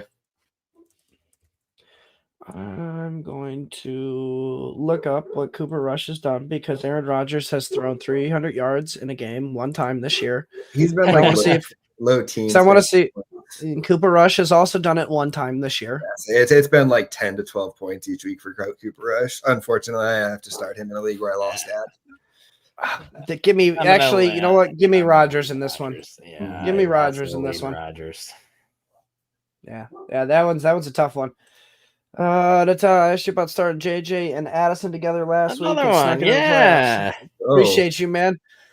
Same question. Zay Flowers is back from bye. Does he get the start over Addison? Absolutely not, Jesper. Start both of them. I only if you have like a philosophy where you want to diversify and have the most options at the different teams. But yeah, I think that there's a good chance that JJ and Addison both have a big week again. I'm not sitting either of them. There's not probably even somebody that else you can get on the bench for Zay if you really want to start him, but this isn't the week for that. Yeah, I mean, even if they don't have a big week, I still think Addison and Justin Jefferson outscore Zay Flowers, which makes them just the better play. That's all the questions, guys. Oh, dang. I didn't think that was all of them. We timed that out perfectly. 8:59. Yeah. Let's go. That was a lot of fun, man, because there was a ton of questions this morning, and we really do appreciate everybody. That was a ton of fun for sure. I didn't think we were going to get through them all. Pat yourself on the back, boys. I never doubted us. We're the dream. Wade Boston. That was awesome. All right, guys. Well, hey, this was always the best time of the day for me. Now I get to go tinker around with my own lineups after this. I know you guys are looking forward to that as well. But before we head out, tell everybody where they can find you at, Dylan, and what you got going on. Yeah, man, you just catch me on the YouTube channel here on Fantasy Six Pack, and then catch me with the NBA DFS cheat sheet as well. But that's really it for me. And Mike, when you're tinkering, remember, always Adam Thielen over Parker Washington, man. Especially in that scenario. Absolutely. JJ, how about you? Same thing, man. Follow me on Twitter at DinoNFL. Hit like and subscribe on the channel here. But between those two areas, you will see everything that I put out, which as of right now has not been a lot, but you can guarantee I will be here these next 2 Sundays helping you guys win your league. So let's get it. Love it. See you guys. Love it. See you guys next week. Good luck in your matchups. See you guys. All right, guys. If you're sticking around, it's time to win some money. We got our DFS gurus coming in. It's Chris Robbin, Keith Flemming. What's up, boys? Beautiful Sunday morning. Absolutely. I was gonna pause and try and trick you guys like I was on mute. I rarely He's do. He's frozen. I don't like to talk first. You know, you throw it to everybody in the chat, and I'll just sit here like this. I can like a ventriloquist. I can sit here and talk, and rarely. I got to move my bottom lip on that one. But hey, here we are. I need to be better at actually giving it to somebody, because I'll just throw it, like a piece of meat into the middle of the hyenas and just let you guys fend for whoever wants to talk first. Yeah, you get. I'm sure there's a class you could take for more reasonable segues, or to lob up a softball or right on a tee, and a lot of the good. How could you put this? I wish there was a list of. You can go anywhere to find rankings this week or DFS advice. But what about like the top? We should put together Fantasy Six Pack because the award-winning rankings. Go visit the website. But like a top 10 hosts list of just like streaming. Like we wouldn't put Ryan Seacrest in there. Why would anybody? But guy does so many hosting gigs and radio shows. What about the regular folk like all of us? Just put together like a top 20 and have it sponsored by Fantasy Receipts or something. Let's say to double check all that stuff. That would be fun. That would be fun, guys. All right. Well, I'm going to get out of your hair. You guys have fun, and I'll be listening in the background, hopefully win some money just like everybody else. Peace out. Beautiful. Thank you, Mike. Hello, Keith. How are we today? It's week 15. Started on Thursday, that weird, field goal game. And I've gone down a rabbit hole with some folks about it was shady. It was, Vegas led. It was, I don't know. I don't care. I mean, nobody on earth saw it happening this way except one guy who won like 150 grand. He bet the under on everything, not a touchdown to be scored, which makes it a little bit more strange. But why would one random guy, why would he have a say in what goes on in an NFL football game? But week 15, Keith, how are you? I'm good, man. Still alive in Scott Fishbowl, so hoping to survive and advance in that. I have the difficult decision that I'm sure everybody or a lot of people are facing this week of what do you do with Bucky Irving if he's cleared to play. As of right this second, I have him sitting for Jameson Williams, but I will admit that if he's cleared to go, I may end up making that swap because he's a big reason that I'm there. And, scared money don't make money. Yeah, and they always say, dance. What's the saying? Dance with the ones who brought you. Start your studs. I have a big. Instead of opening with it, I have a. At the end of the broadcast before we say goodbye, I have a. It's not really a spiel. It's a couple sentences. I would consider a spiel like a paragraph or so, but it's just a sentence or two to get people in the right mindset before week 15, the main slate, the fantasy. That football segment playoff. Could be sponsored by Mountain Dew. Where you at, Yep. Mountain Dew? Right here. I got some right. I don't know. I don't, without spilling it. Look, I'll move my camera. See, Diet Mountain Dew. I don't know why. Every Sunday morning, it just hits from a can right to ice. Well, Keith, lead us here in week 15. Why not? Where are we going to go first? What game are you going to take us to? Cold, warm, a dome? What are we doing? I'm trying to stay away from a lot of these cold games. You've heard me talk about this before, especially with the pass catchers and receivers. And this is especially so because there's some really windy games on top of that, because like you look at like Joe Burrow, Cincinnati, obviously he's been on fire, but they're playing 10, 15 mile an hour winds. Jameis Winston would have been one of my favorite plays this week, because now that we've seen Njoku's out, you obviously got Tillman out. Like you could play Winston with, 2 target monsters and Judy and Moore, but they're another game that cold 15 to 20 mile an hour wind. So I'm looking indoors, and where I start is this Texans versus Dolphins game. I love Miami and the passing attack this week. Like Tua is one of only 3 QBs this week I'm playing in cash. They're a pass funnel. The Texans are one of the best run defenses in the NFL. Miami is now throwing roughly just over 60% of the time on their offensive snaps over the last month. You can stack Tua with Waddle. He's very cheap, 5,700. Tyreek Hill, like that's also obviously a good matchup. He scored a touchdown, I believe, in 4 or 5, and coming off 2 monster games. But my favorite play this week in cash by far, and I think he'll be under-owned, Jonnu Smith, 5,400. Again, pass funnel in Houston. This guy last 34 targets, 28 receptions, over 23 points per game.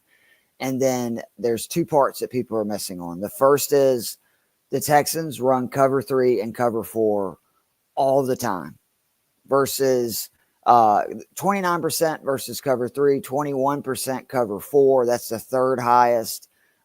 Versus cover 4, Smith is 7th in fantasy points per route run at 0.71. That's not tight ends. That's all pass catchers.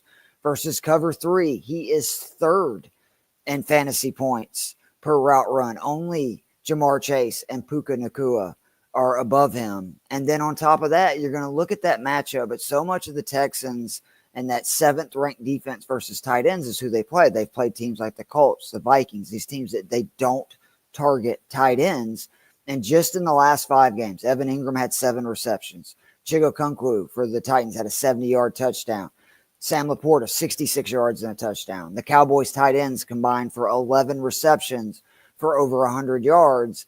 And then, oh, by the way, the Texans are like riddled with injuries in their secondary. So they're going to be obviously trying to do everything they can to stop Tyreek Hill and Jalen Waddle because they have corners that flat out can't cover them one-on-one. Like they just don't have that option this week.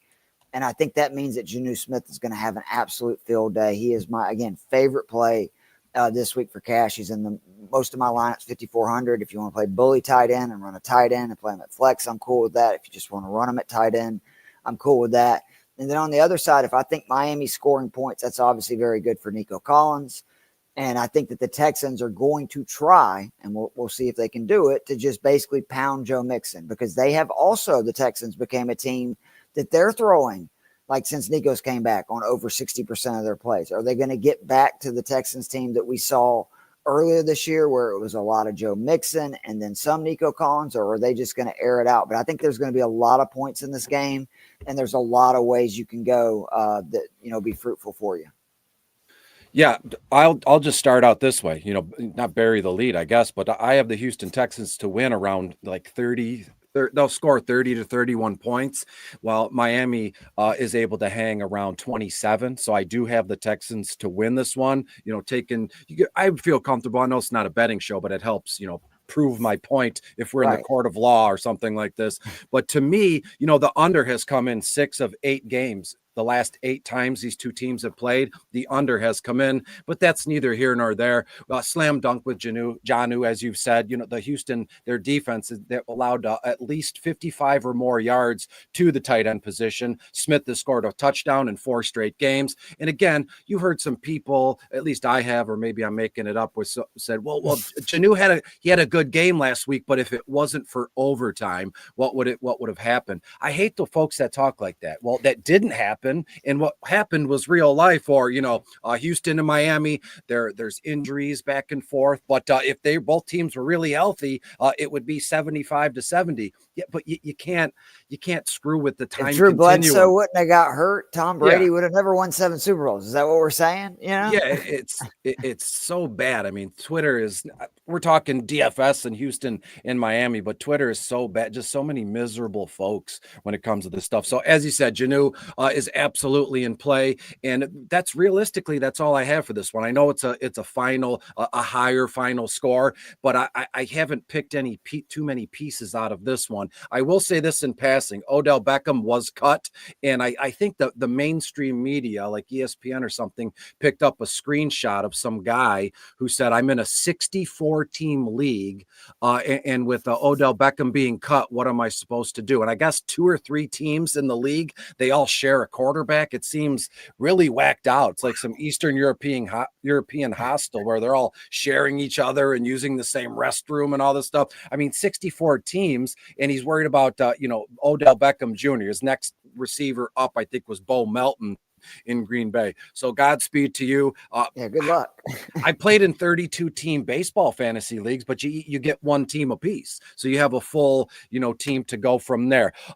I'm going to go for, I had about 5 teams highlighted in pink. And those are the winning teams. We're looking at, Washington, Baltimore, Cincinnati, and Pittsburgh. I don't have Pittsburgh to win, but I have them because I like them +5. But when we look at Washington, Baltimore, Cincinnati, we could lump all 3 together, or we'll just go one by one. Let's start with Washington. Again, another game where they're playing in New Orleans, over-unders around 43 total points.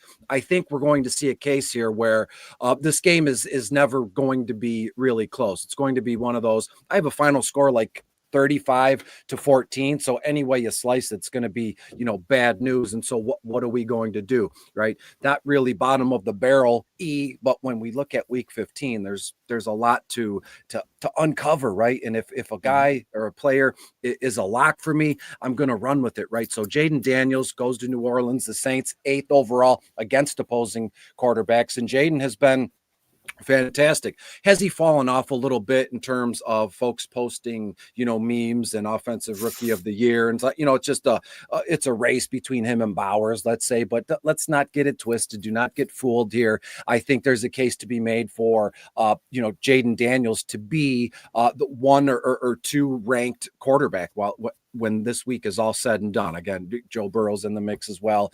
Lamar Jackson is going to the Giants, and they're going to score 35 points. But let's keep it with Jaden Daniels here. 8-7 on FanDuel. I think, when you look at Terry McLaurin, New Orleans is 25th overall against opposing wide receivers. There's been a lot of questions, Terry McLaurin or if you have any sort of question with Terry McLaurin in there, we'll just mass answer the question. Terry McLaurin is a start today. The only way I'm not going to start him is if you have, which is straight, like if you have let's say Justin Jefferson, who plays, later tonight or Monday Night Football doubleheader, or Jamar Chase in tennis. It's like, it's one of those cases where there's got to be another person you can sit, right? I would shoehorn Terry in my lineup in favor of a whole lot of folks. Zach Ertz, I've seen mentioned in the comments here. I think it was a start-sit question. And Angelo asked, should I, between Juwan Johnson, Zach Ertz, what could I do? And Fantasy Six Pack said Ertz. On the flip side here, I have no idea what's going on with the Saints. And Alvin Kamara was like a slam dunk play for us last week, and he didn't do much. That didn't work very well for me. Sorry about that, guys.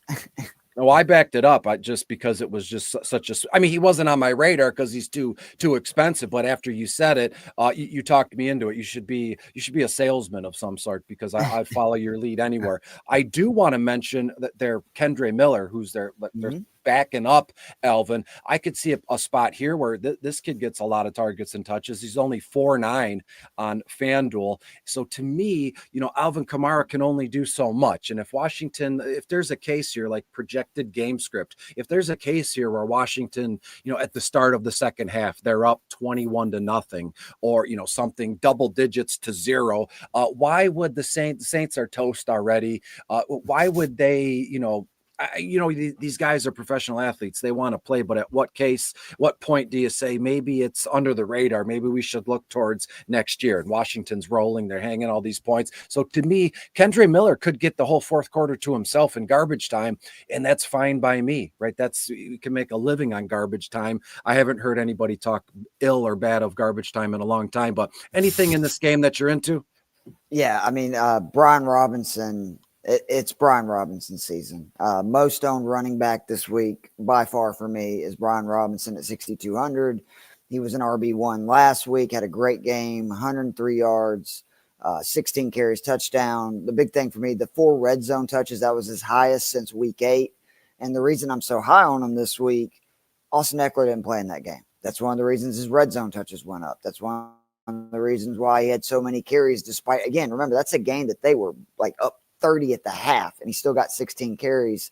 So now he's coming off a bye. We know he's been nicked up. There's still no Austin Eckler. and this is a Saints D that allows the 4th most fantasy points to opposing running backs. Big thing for me, no team allows more yards per carry than the New Orleans Saints at 5.3 yards per carry to opposing running backs. Brian Robinson's averaging 4.6. So that to me is just a slam dunk.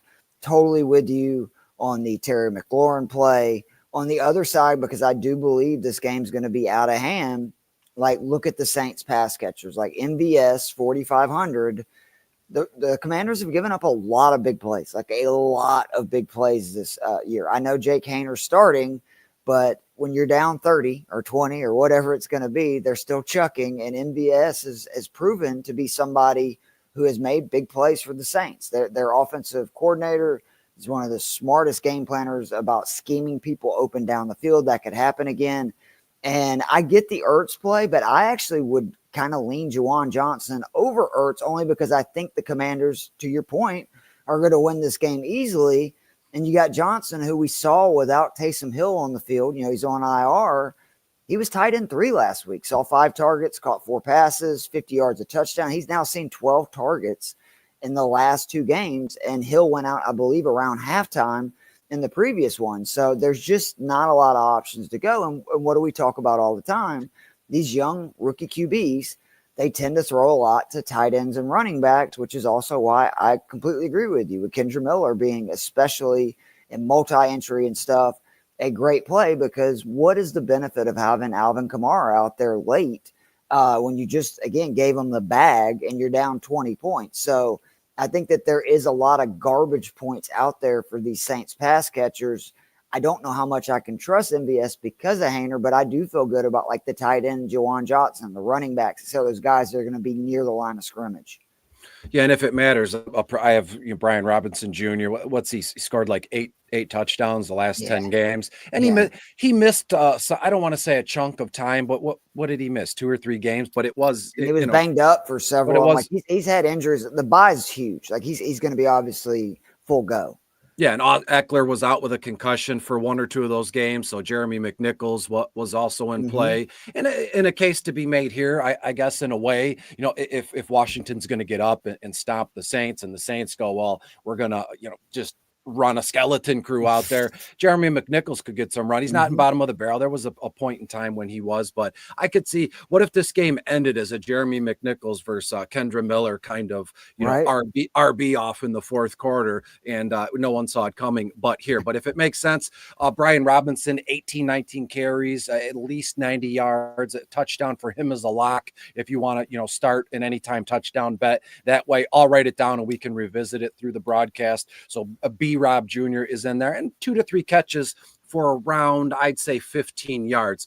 So Keith, Washington at New Orleans. We mentioned Miami at Houston. What's up next? Where are we going to go next? We want to go. I mean, I know you try to stay away from it because you don't want to, feel like that was going to be homerism.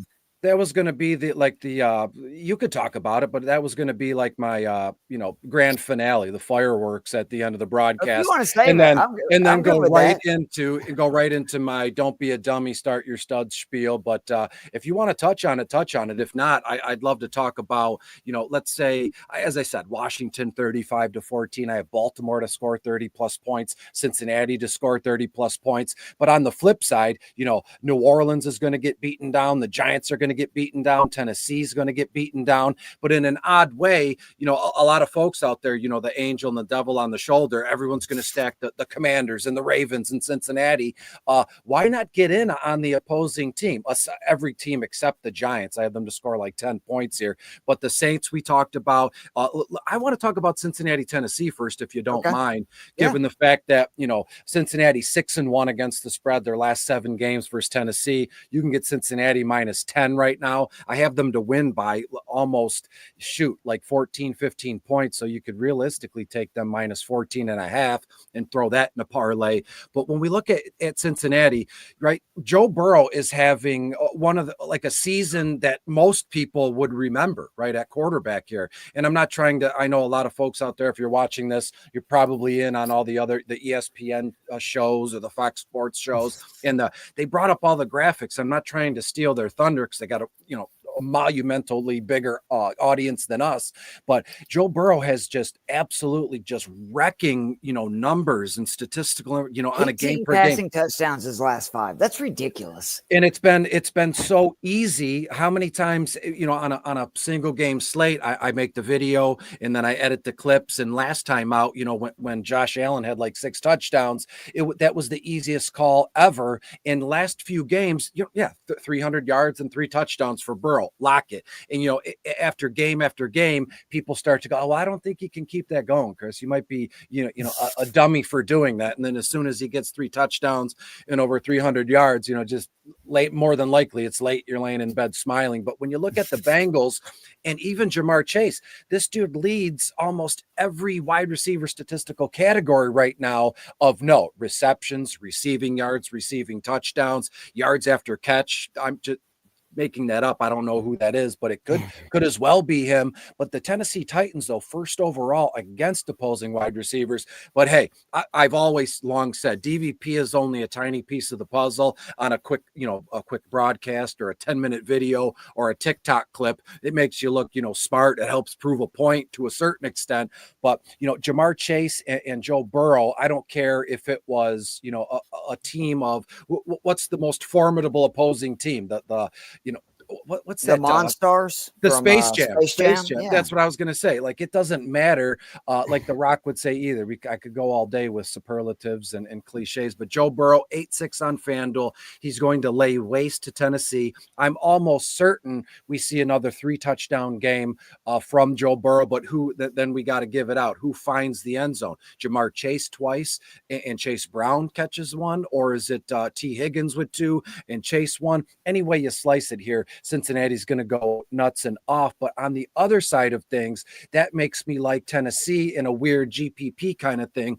The masses go to Cincinnati and Baltimore, which we'll talk about here soon, I'd imagine.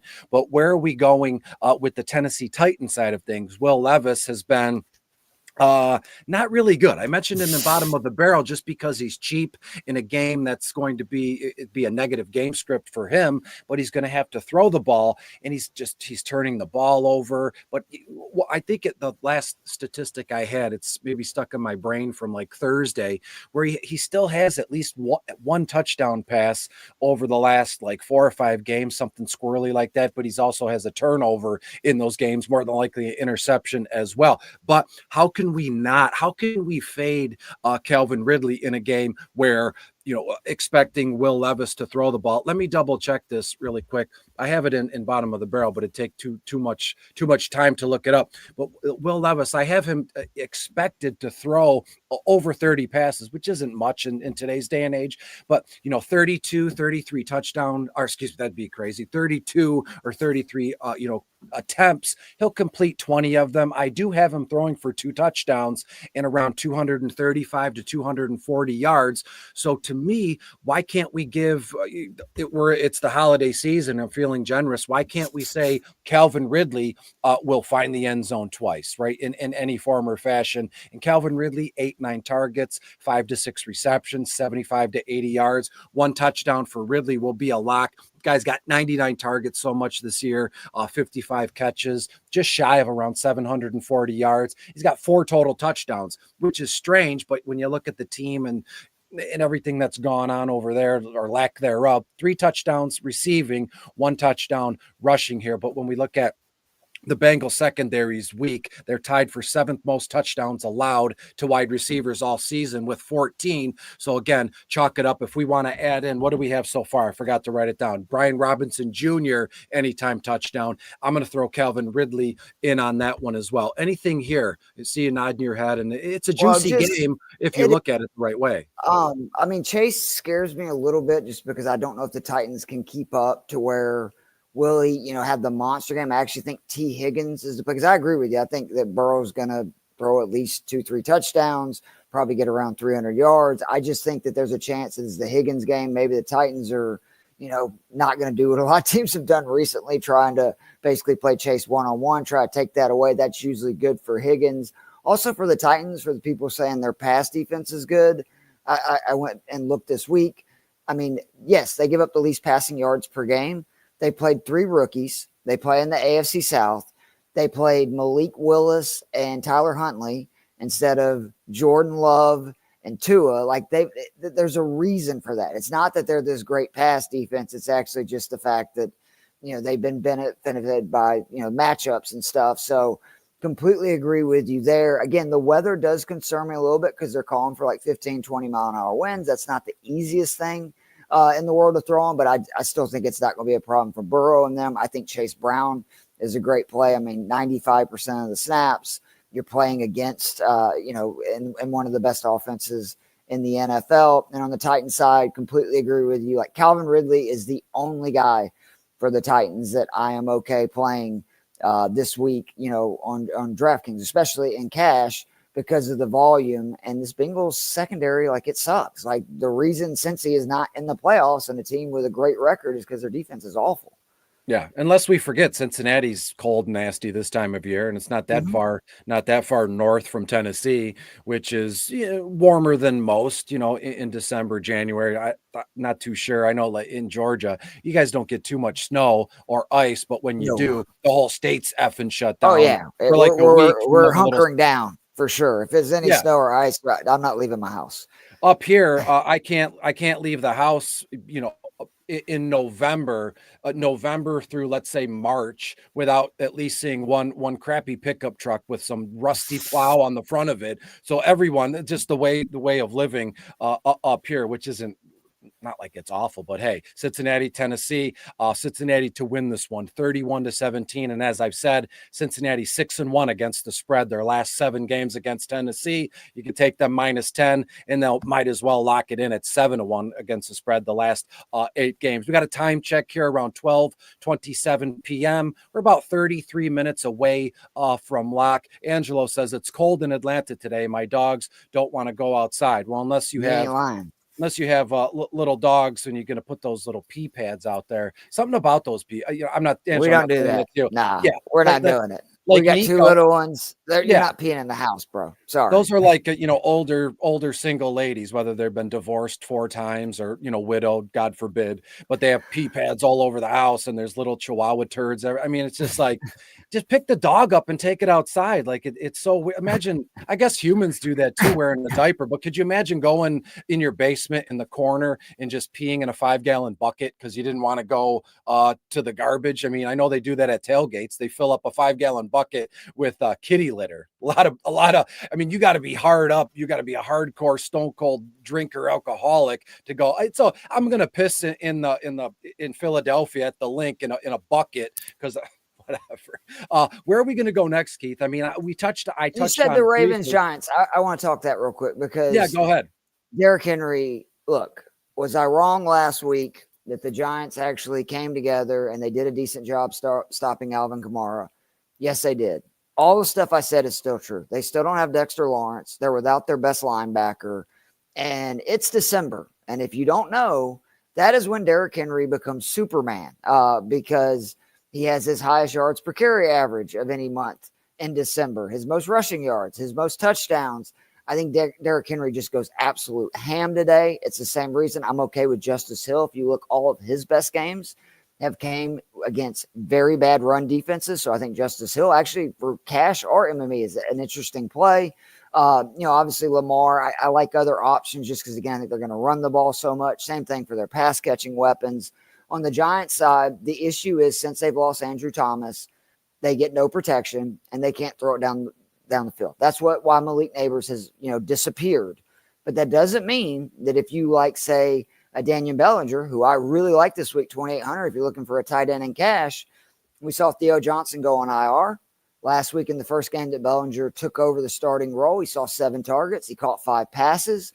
You got Tommy DeVito, who is starting this week. The only week that DeVito started, he targeted tight ends on 29% of his pass attempts. So I think, again, like really good place for Daniel Bellinger to end up with, like, say, 6 catches for 50 yards. At 2,800, that's a boom play. If he falls in the end zone, even better. Same thing for Wan'Dale Robinson. Wan'Dale Robinson saw 11 targets last week because they have no time to throw. So it's going to be all this underneath stuff.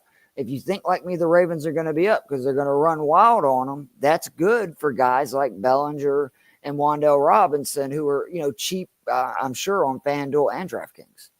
Yeah, I had a question last night. I played in the same, it's offense, full PPR, but it's also full IDP. We're talking linebackers, D tackles, DNs, safeties, and cornerbacks are split up rather than just the DBs here.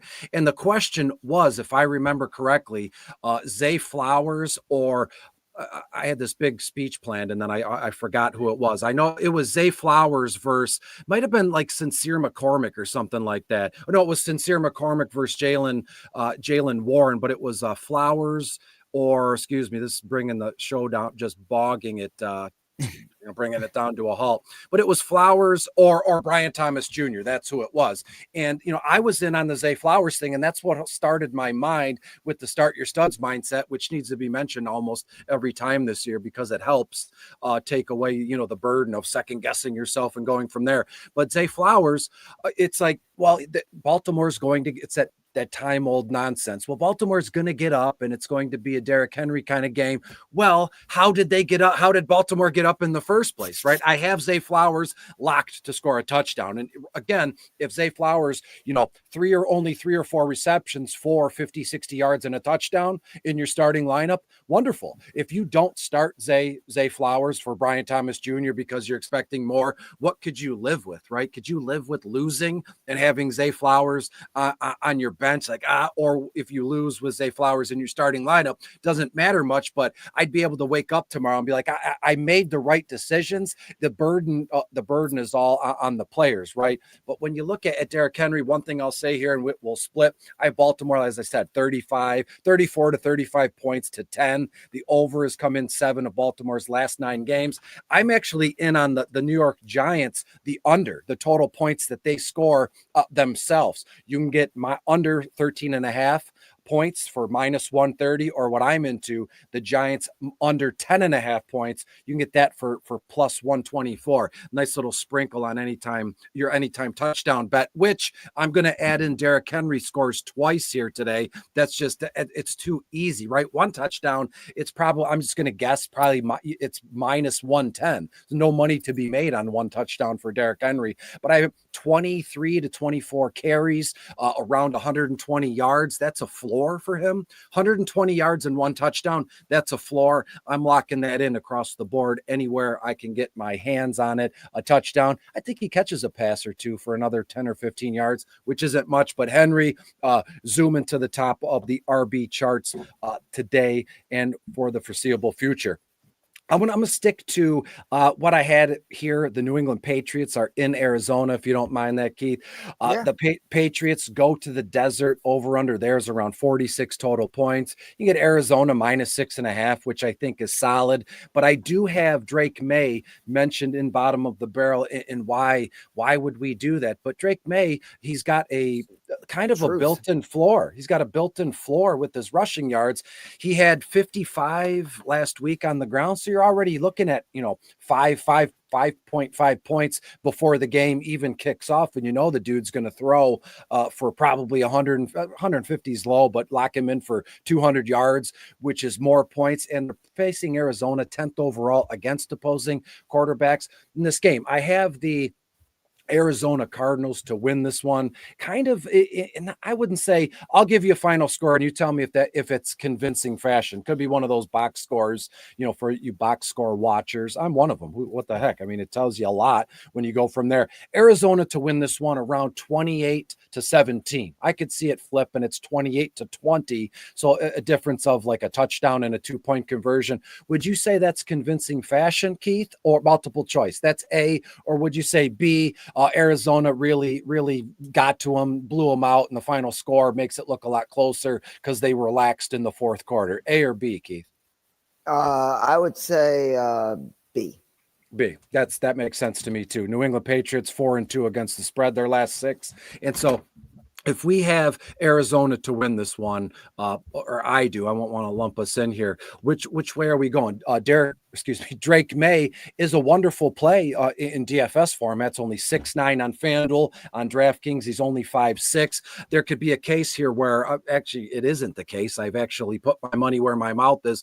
I have a full-blown New England Patriots stack and a few single entry or multi-enter GPPs. It's $1 against like 15,000 people. Drake May is the quarterback, and I have Kayshon Boutte and Demario Douglas and Hunter Henry all locked in. Well, why Demario Douglas? Because he's 5'3" on FanDuel. He's been a target hog, a target monster. And again, if Drake May and the Patriots are going to make this thing look a little bit closer than it actually is, they're going to be throwing the ball. In this Kayshon Boutte kid was an absolute burner in college. What was he drafted? I don't even think he was drafted if not for the 6th or 7th round, which would make him drafted, but he was a monster at LSU. Did he sit out his senior season? I know Chase did that, but for anything you slice it, this kid's got a ton of talent. He's strong, he's big, he's athletic, and not, use that much. But to me, those three players, and you add in Hunter Henry, and we might be able to move the needle in a G. We're not going to win a GPP with that stack, but all those secondary options, that's what my point here is this week. And then on the Arizona side of things, Kyler Murray, obviously, but I'm struggling to, and that stinks. I'm struggling to find where these 28 points are going to come from Arizona. It's got to be all about James Conner. Yeah, James Conner, 7-9 on FanDuel, and they're the New England Patriots are 22nd overall against opposing running backs. But I feel like you have something to say on James Conner. So, I don't trust Kyler Murray. He has done this year after year where he'll start good, and then as the season wears off, he really tails off. And we've reached that point. It feels like in the Arizona season. And this is a must-win game for the Cardinals. I agree with you. I think they're going to win because their defense has been really good as of late, but I think they're going to run the ball. If you look last week, it was basically James Conner, a ton of targets to Trey McBride, which is always a good idea, and then some passes sprinkled to Harrison, etc. I will say the Patriots run a ton of man. So for GPP, MME tournaments, that is where Harrison excels. He's had all of his best games against teams that run a lot of man defense. So if you're looking for a flyer, that would be it. But other than that, like in this game, because I'm with you on the Pats, there's a lot of value on a lot of guys on that side, to where with the Cardinals, the only guys that I'm touching is I'm either, $6K for Trey McBride. He's seen 41 targets the last 3 games. What wide receiver are you getting at 6K that's seeing that kind of volume? And James Conner, who has a great matchup. And as we've seen, he's been getting it, 25 to 30 touches, it seems like, every week.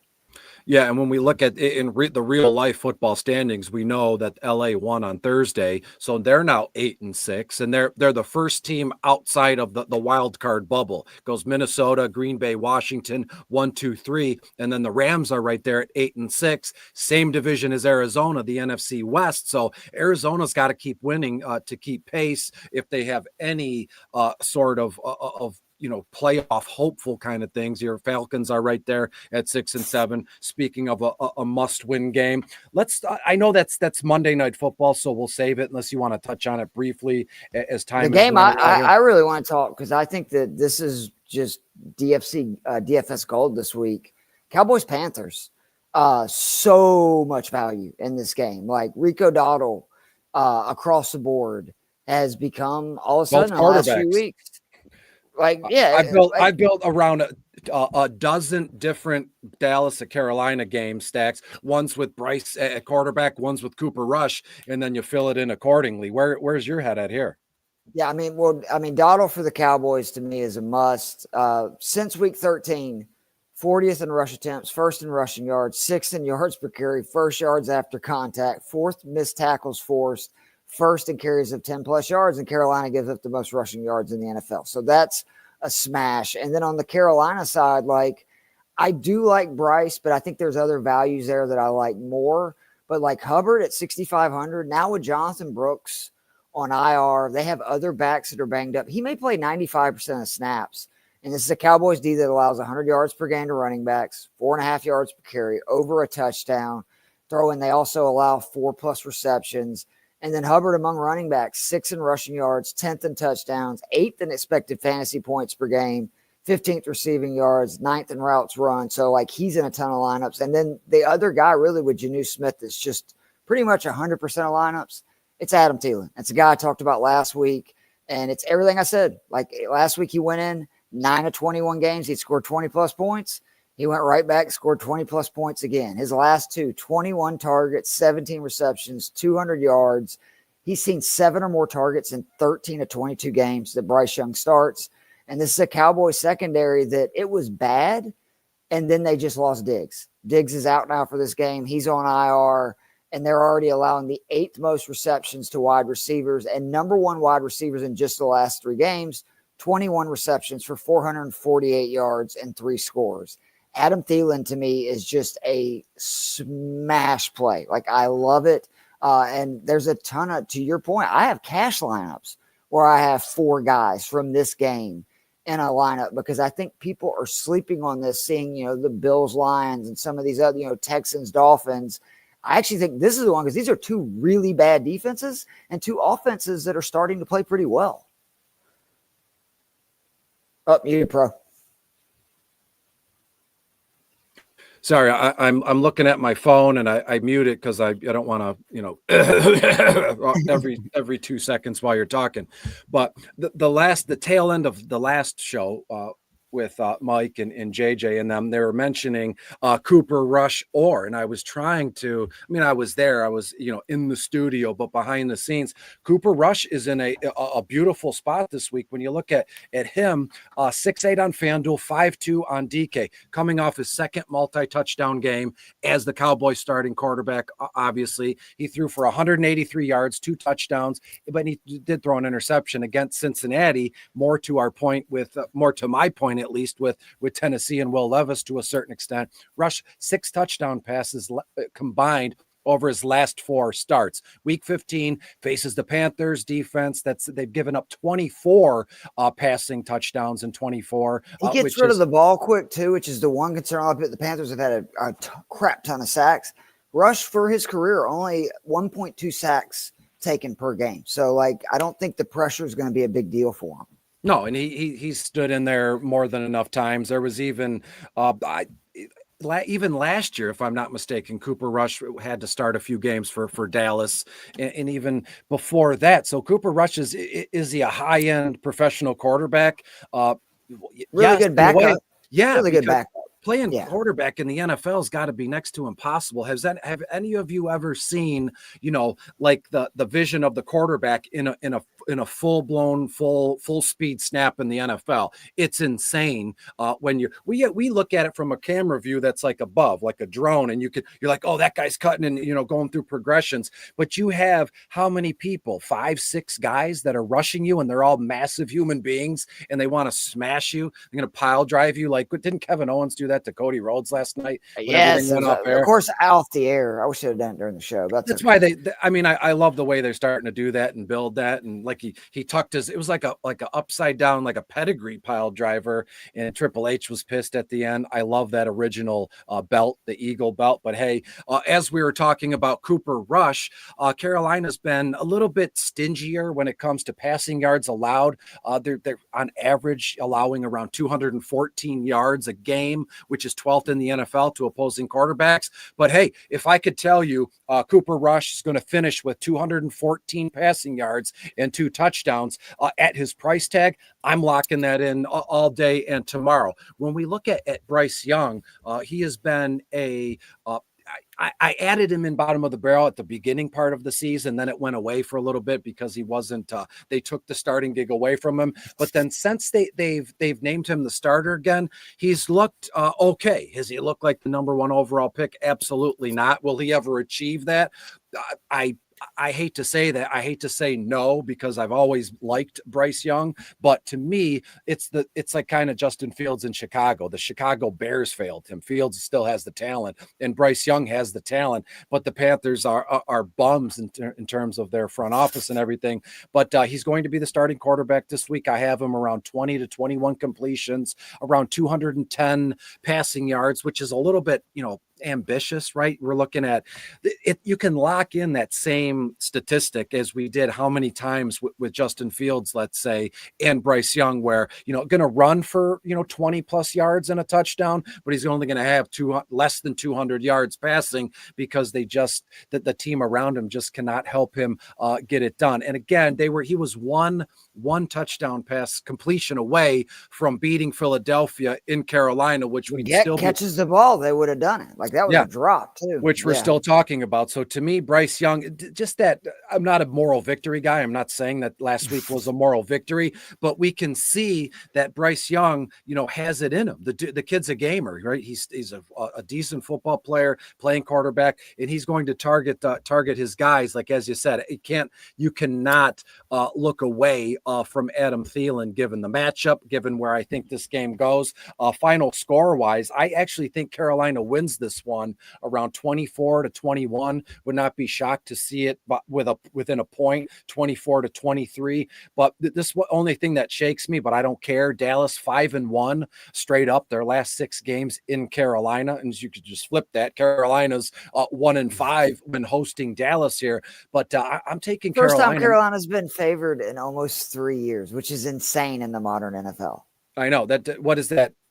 People will point to that's insane that Carolina's favored, or does that just tell you how nasty, crappy, shitty earmuffs that Dallas is? And you know what's nuts is, we'll move on here in a minute. We got about 14, 15 minutes before lock. If you go on any social media platform, right, and the bigger websites have power rankings, right?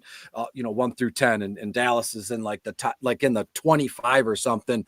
There are still hundreds of folks going, well, Dallas is too low. You're going to look like a fool. You're going to feel like a fool when they go on a run and sneak in the wild card. I've even seen, it's got to be a high level troll job that people are saying, Philly and Detroit more than likely going to meet in the NFC Championship game or in the playoffs. And folks will literally say, not going to happen when Dallas bounces Philadelphia or when Dallas bounces the Lions from.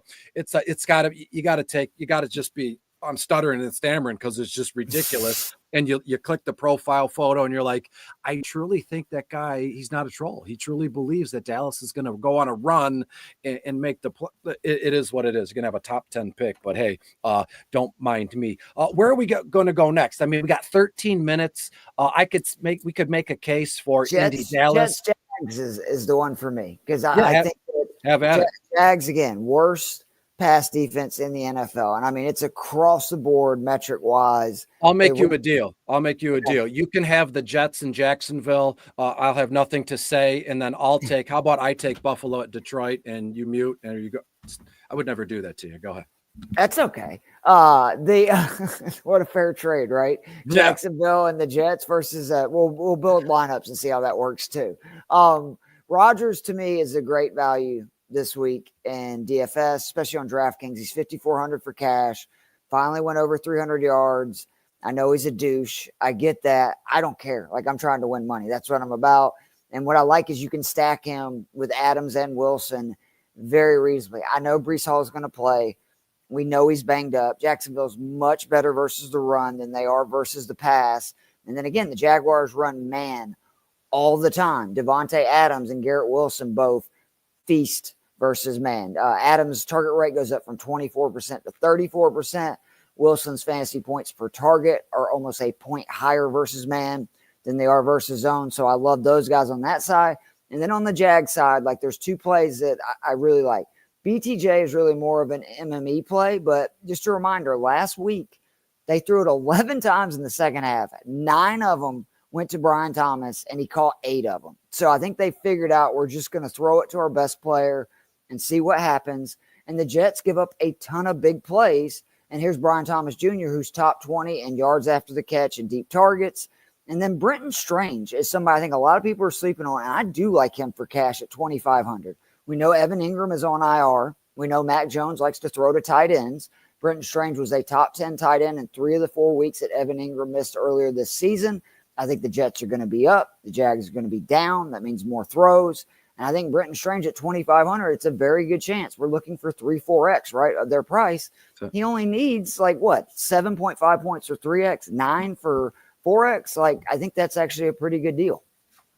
Yeah, if it matters, I have Brenton Strange, 4 to 5 targets, and I think there's a case to be made where he catches all of his targets, but let's just say 4 to 5 targets, 3 to 4 receptions, around 35 yards. He's averaging 11.1 yards a reception, and again, given his price tag, it's basically it's a higher end. Is there a difference between high end and low end punt play, or it's just all the same? A punt play is a punt play, Yeah. but I guess the difference is there's a path, or there's a way to explain the punt play here. And as you said, the Jets 10th overall against opposing tight ends, but on the Giant side, it's green from top to bottom when it comes to what Jacksonville can or cannot do against guarding opposing teams. Let me give you screw my projection for Breece Hall. Let's get right into the Bills and the Detroit Lions. This game is going to be fantastic. We've already heard the Lions. I'll paint the picture and I'll toss it to you.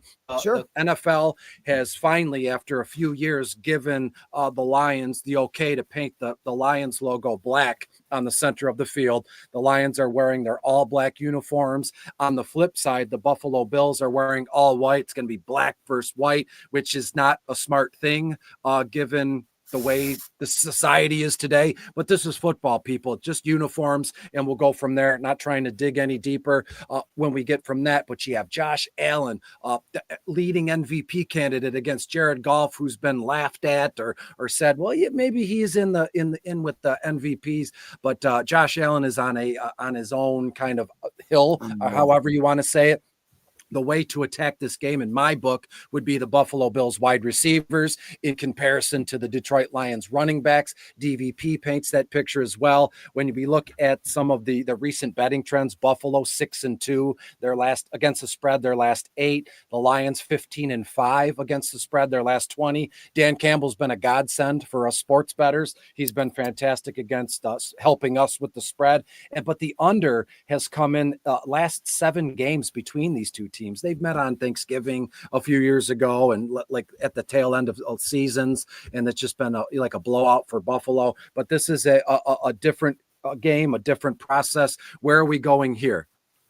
Man, like where can't you go? But I mean, seriously, the one thing that scares me from this being a free-for-all, which I do think eventually it's going to be a high-scoring affair, is the Detroit Lions offensive line advantage over the Buffalo Bills is 80%. It's by far the highest per PFF this week. So is there a chance Detroit knows that, look, like the easiest way for us to win this game is to keep Superman off the field and let's just run the ball, run the clock. That's possible, but I just also think Buffalo's so good, they're going to score points, and then therefore Detroit has to. It's a great matchup for St. Brown. I mean, the Bills both have been struggling getting pressure lately, and they run a ton of zone, and St. Brown absolutely feasts in both of those situations. So I love that. Obviously, the Lions' backs are smash plays. But on the Buffalo side, I like Josh Allen in cash. I'm playing him in a good bit just because even though with the outrageous price tag, you can pair him because everybody looks at Shakir, and normally that's the answer. But your Lions play a lot of man defense, and actually the receivers that feast on man for the Bills are Keon Coleman and Amari Cooper, and they're both very reasonably priced on DraftKings. Like Cooper is 5,100, Coleman's 4,900. Cooper is coming off a game where he saw 14 targets. He had seen 13 in his previous 3 games with the Bills. And the other big thing was they were first read targets. 54% of his targets last week were first read targets. So, like, I love playing, like, seriously, especially if you're looking for upside. I don't think there's any bigger than Amari Cooper and Keon Coleman this week at the wide receiver position. But if you're looking for safe bets, I don't think there's any bigger than like the Lions' 2 backs and, Amon-Ra St. Brown, because I do think eventually this game, I think it's going to start off slow and then it's just going to turn into a race. And I'd be shocked if there's not, 55, 60 points scored. Yeah, I have it a little bit more. Right now, the over-under, well, it opened at 54.5 points. I'd have to double check. I'm sure with all the money that's come in. Actually, no, it stayed right there. It stayed at 54.5 points. For me, It's simple from a big, like a multi-enter GPP or a single enter GPP. The secondary options are who I've jumped all over, right? I mentioned Mac Hollins in bottom of the barrel, Curtis Samuel to a certain extent. We could see some, let's just call it what it is, gadget plays, right? Get him the ball behind the line of scrimmage, let him, run with the ball in space.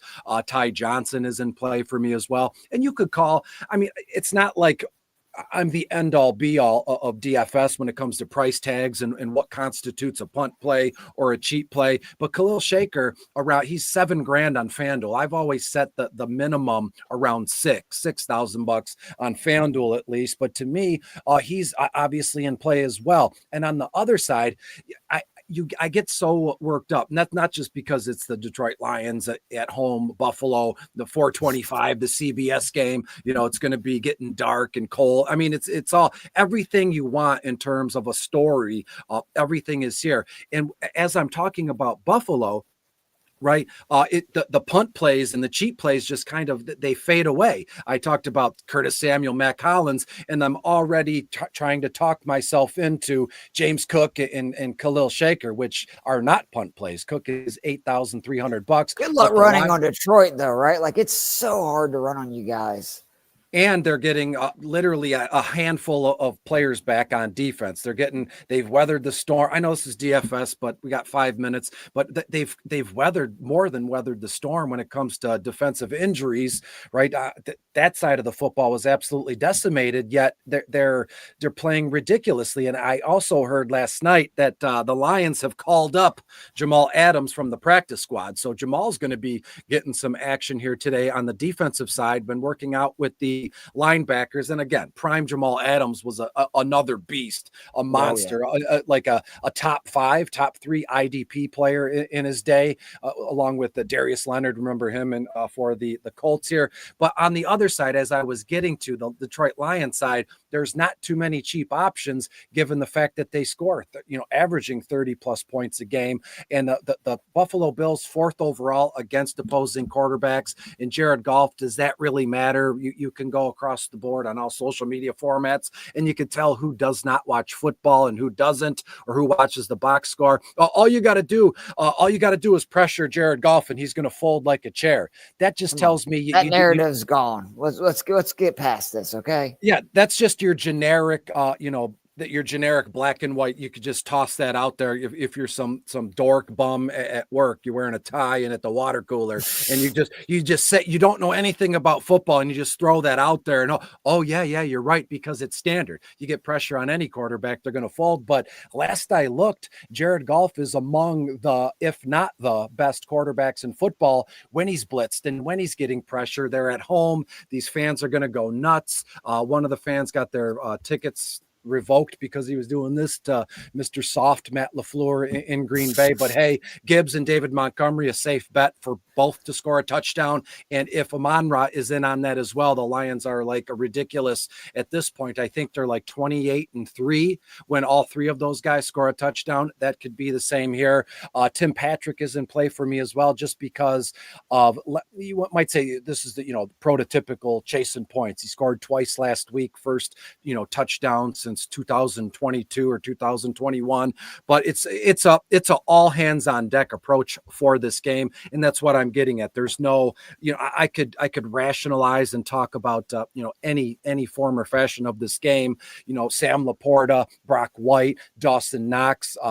Again, Detroit's 1st overall against opposing tight ends, and now getting back some defensive help, and some of these linebackers like Jack Campbell is one of the better, better graded. He was never out, but now he's going to be, they're getting more help here. So he's be able to be more free with what he does. And then you put in Jamal Adams, who started his career as a high end secondary guy and now is at linebacker. So I'd be willing to bet Jamal Adams is a fantastic cover linebacker. So Dawson Knox still going to get a couple catches, 25 to 40 yards. But if it matters here, we don't have maybe I should have told Mike this ahead of time. If we have a drum roll, I'd like to hear it now.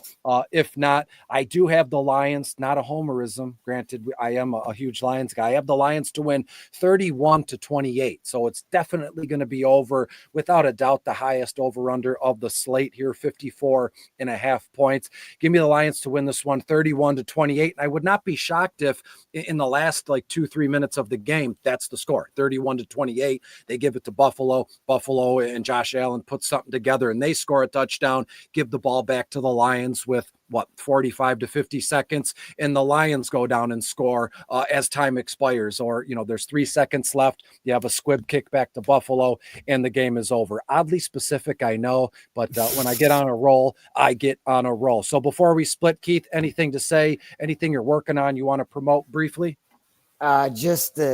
Dear God, Atlanta, don't screw this up Monday. Okay, please. Like, we have a potentially against Ritter, which is terrifying because boy, would that not be the ultimate kick in the nuts to lose to Desmond Ritter. And Crosby's out. Like, it's all there. And we're all begging for Michael Penix. We're not going to get that. So I just need a W. So just don't screw it up. That's my main concern for the next 24 hours or 48 hours, whatever it is. What has happened with Kirk Cousins? I don't know. I don't want to see anybody's downfall, but he has been nasty and awful. It is 1 o'clock on the money. Most things have locked. So if you split, you split. But briefly, start your studs. It's week 15, fantasy football playoffs. If you're in a good spot, in a good league, it's more than likely the semifinals, right? Or the finals and some early things. It looks like Beastie with a samurai sword, the logo of Angelo. That's pretty cool. This Beastie holding a sword, I guess. But I don't think we want to give Beastie a sword, do we? No, not at all. Not at all. She's been eating the tree. She never really messed with the Christmas tree. But hey, start your studs. It helps alleviate the pressure and the burden of this or that. You drafted them as you should. You dance with who brought you. That's the saying. Be good, be safe, and look out for Green Bay at Seattle, Sunday Night Football. That video will be out soon. A shocking result. Green Bay hasn't won in Seattle since like 2006 or something silly like that. So everyone be good, be safe. Enjoy the holiday seasons. We'll catch up before then, but bye-bye. Enjoy week 15.